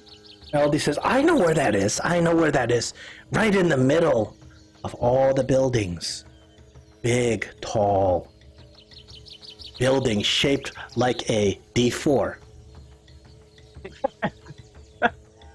And you guys can actually see it, way far off in the distance. You see what appears to be like a pyramid structure. You think that is likely the building from your dream. It's a steeped pyramid, like a Mayan pyramid.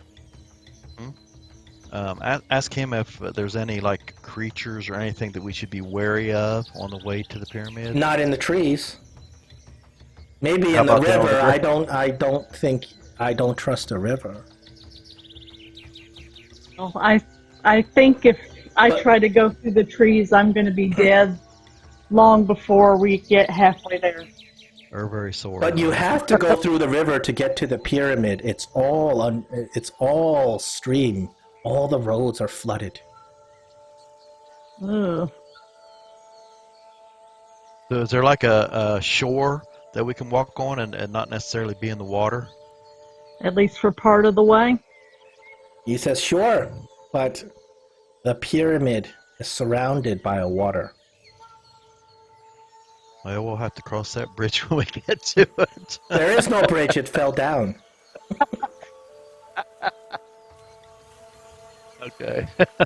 Well, it just happens that at least Oh, I Lynn, do you have... want to do some, for the short rest purposes, do you want to do some curing? Yes.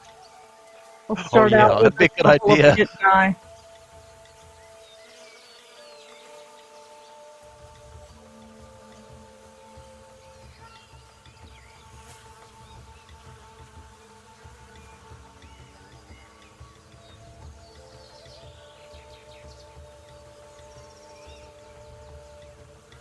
So you're walking through this landscape towards that pyramid. It is eerily silent.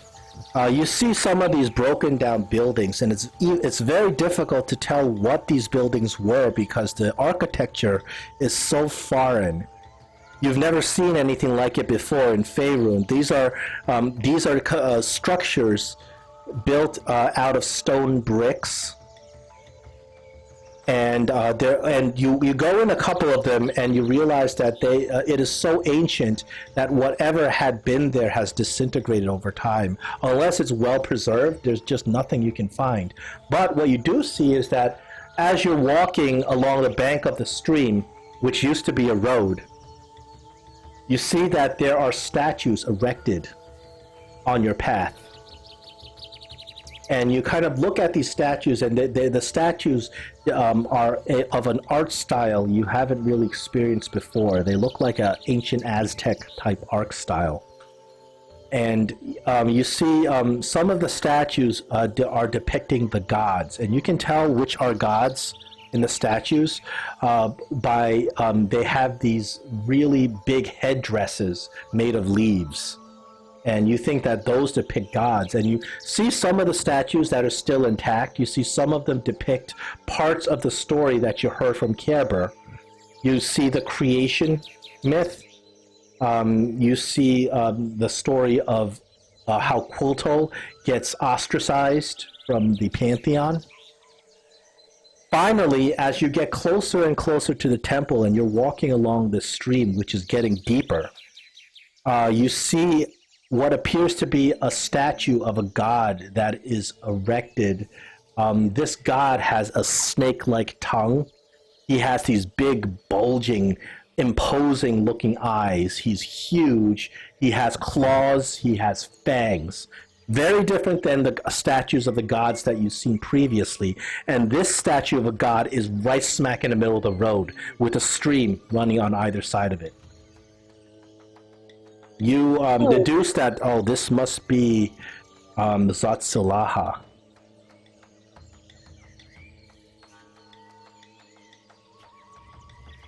And the fact that he's right in the middle of the road of the stream kind of makes me feel like he's polluting the waters with his evil.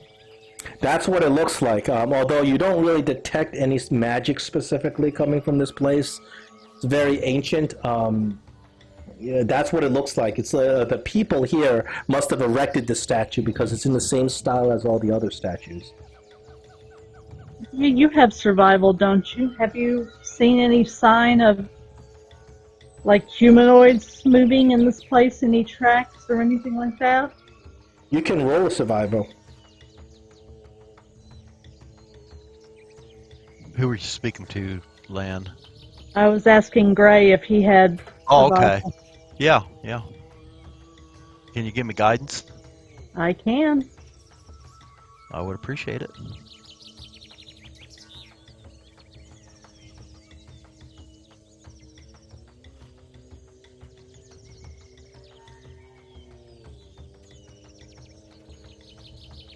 That doesn't work when I do it onto your picture token, does it? Do it in combat token. Huh. Okay. 15. Gray, you are pretty certain that no humanoids, no creatures, nothing has disturbed these ruins for a good 500 years at least. Judging by the way the plants are growing, no footprints, this place has been barren. So I relay that to Lynn and Gregory and tell them I think, we should probably start heading towards the city. Being careful and So keeping our at eyes this near. point, you are pretty close to that temple. The temple is only a couple of 100 feet away. You look at the temple and you realize that near the temple there seems to be like dry land. There seems to be some dry land. The temple doesn't have any discernible doors. It goes up steeped, and you see that way on the top there appears to be some sort of landing. But you don't see like an actual entrance to the temple. But the downside is that you notice that a stream goes around the temple, like following the road. The stream seems pretty deep. You can see the bottom of the stream, but you think that if you were going to go into the stream, you'd be like chest high. The water would be chest high, and the stream kind of surrounds the temple. But if you walk like 100 feet through the water, you can probably get to the dry ground. Bowie, and I would like to just inspect the water and maybe have Lynn ask what's his name? Kittle? LD. LD, if he knows of anything. LD says, I don't go to the buildings or the water. But he does come down from the trees curiously. He looks at the water. He's like, look at those fish. They look delicious. Gray, I would like you to roll a nature check on these fish. So you see some other fish. They are darting back and forth in huge schools. You probably hundreds of them, and they're just kind of darting back and forth. They're a little bit bigger. They're a little bit bigger. They're like a little bit greenish. They're very unlike the minnows you saw before. They're more like flounders. I'm guessing piranha. Can you give me some guidance again? Yep. I mean, might as well use it. Yep. That is what it's for.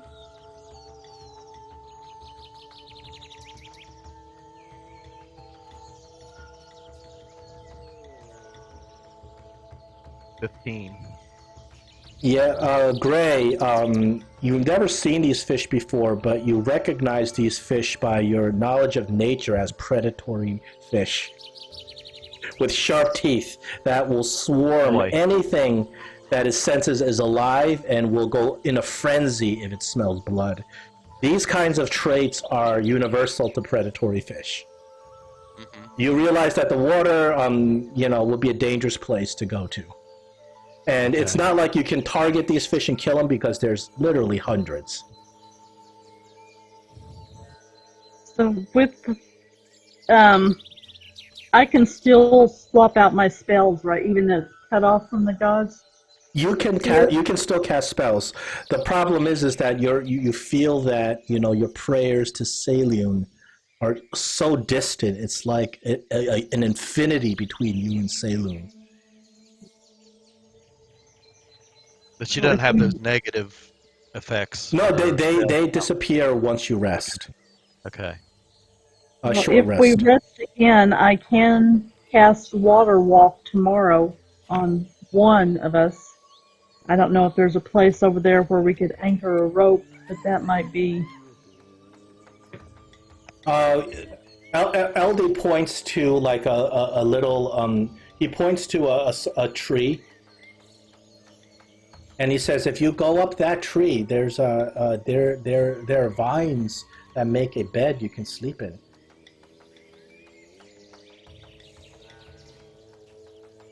It's clear he's been here before, even though he said he's never been like in the buildings or anything. Just stays in the trees.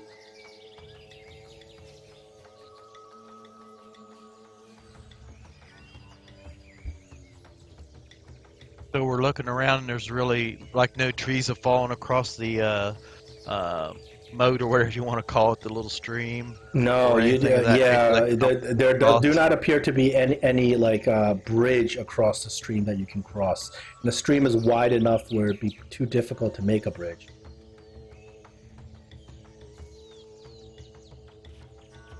How wide is it across the stream? Oh, it's almost 100 feet. It's like somewhere around there. Okay, so even with rope, it would Yeah, be- directly across the stream, you look up and you see this imposing-looking temple. That's the temple she saw in her, or we saw, I guess, in our vision. Yeah, but this is so broken down that you can't tell if it's the exact same one, but it's the same. It's very similar. Now, as you can see, at the base of the temple, there is some dry area that you can kind of stand, but directly in front of that is all water. You don't see any discernible sort of entrance to the temple from looking at it. If we kind of walked around the perimeter and did some searching, could we maybe find an underground entrance that went underneath the what used to be the road? Oh, Stream. you know what? I like that idea. Take some inspiration and roll a survival. Okay, Lynn, help me out again. I need to put that just on a shortcut just to make it Yeah. easier. Can you, if you have a shortcut, how can you make it roll in the tower? You can drag it onto your bar. I know I drag it onto the bar, but when you hit it, it just does it out in the tray so everybody can see it. I got 14 on my roll. Oh, you can drag it into the tower, like click it, drag, and put in the tower, I guess. Okay. Gray, you do indeed find a little cavern. On the opposite end, you find a cavern. This cavern slopes down pretty steep. The sides of the cavern are a bit slippery, but you think it's traversable, and the cavern leads directly towards the temple. Okay, well, it's 10:15. I don't know if you guys want to start in on a exploration of the temple. That's up to you guys. Yeah, we're going to close up soon anyway. If you want to start immediately or you want to wait till next time. Well, I think it might be just an idea to go and start the next time. That sounds fine. Yep, Maybe that's fine. maybe even rest in the place where in the tree that he was talking about. All right, I can give you guys a long rest if you choose to rest in that safe area LD told you about. You guys all think that's a good idea? Yep, I do.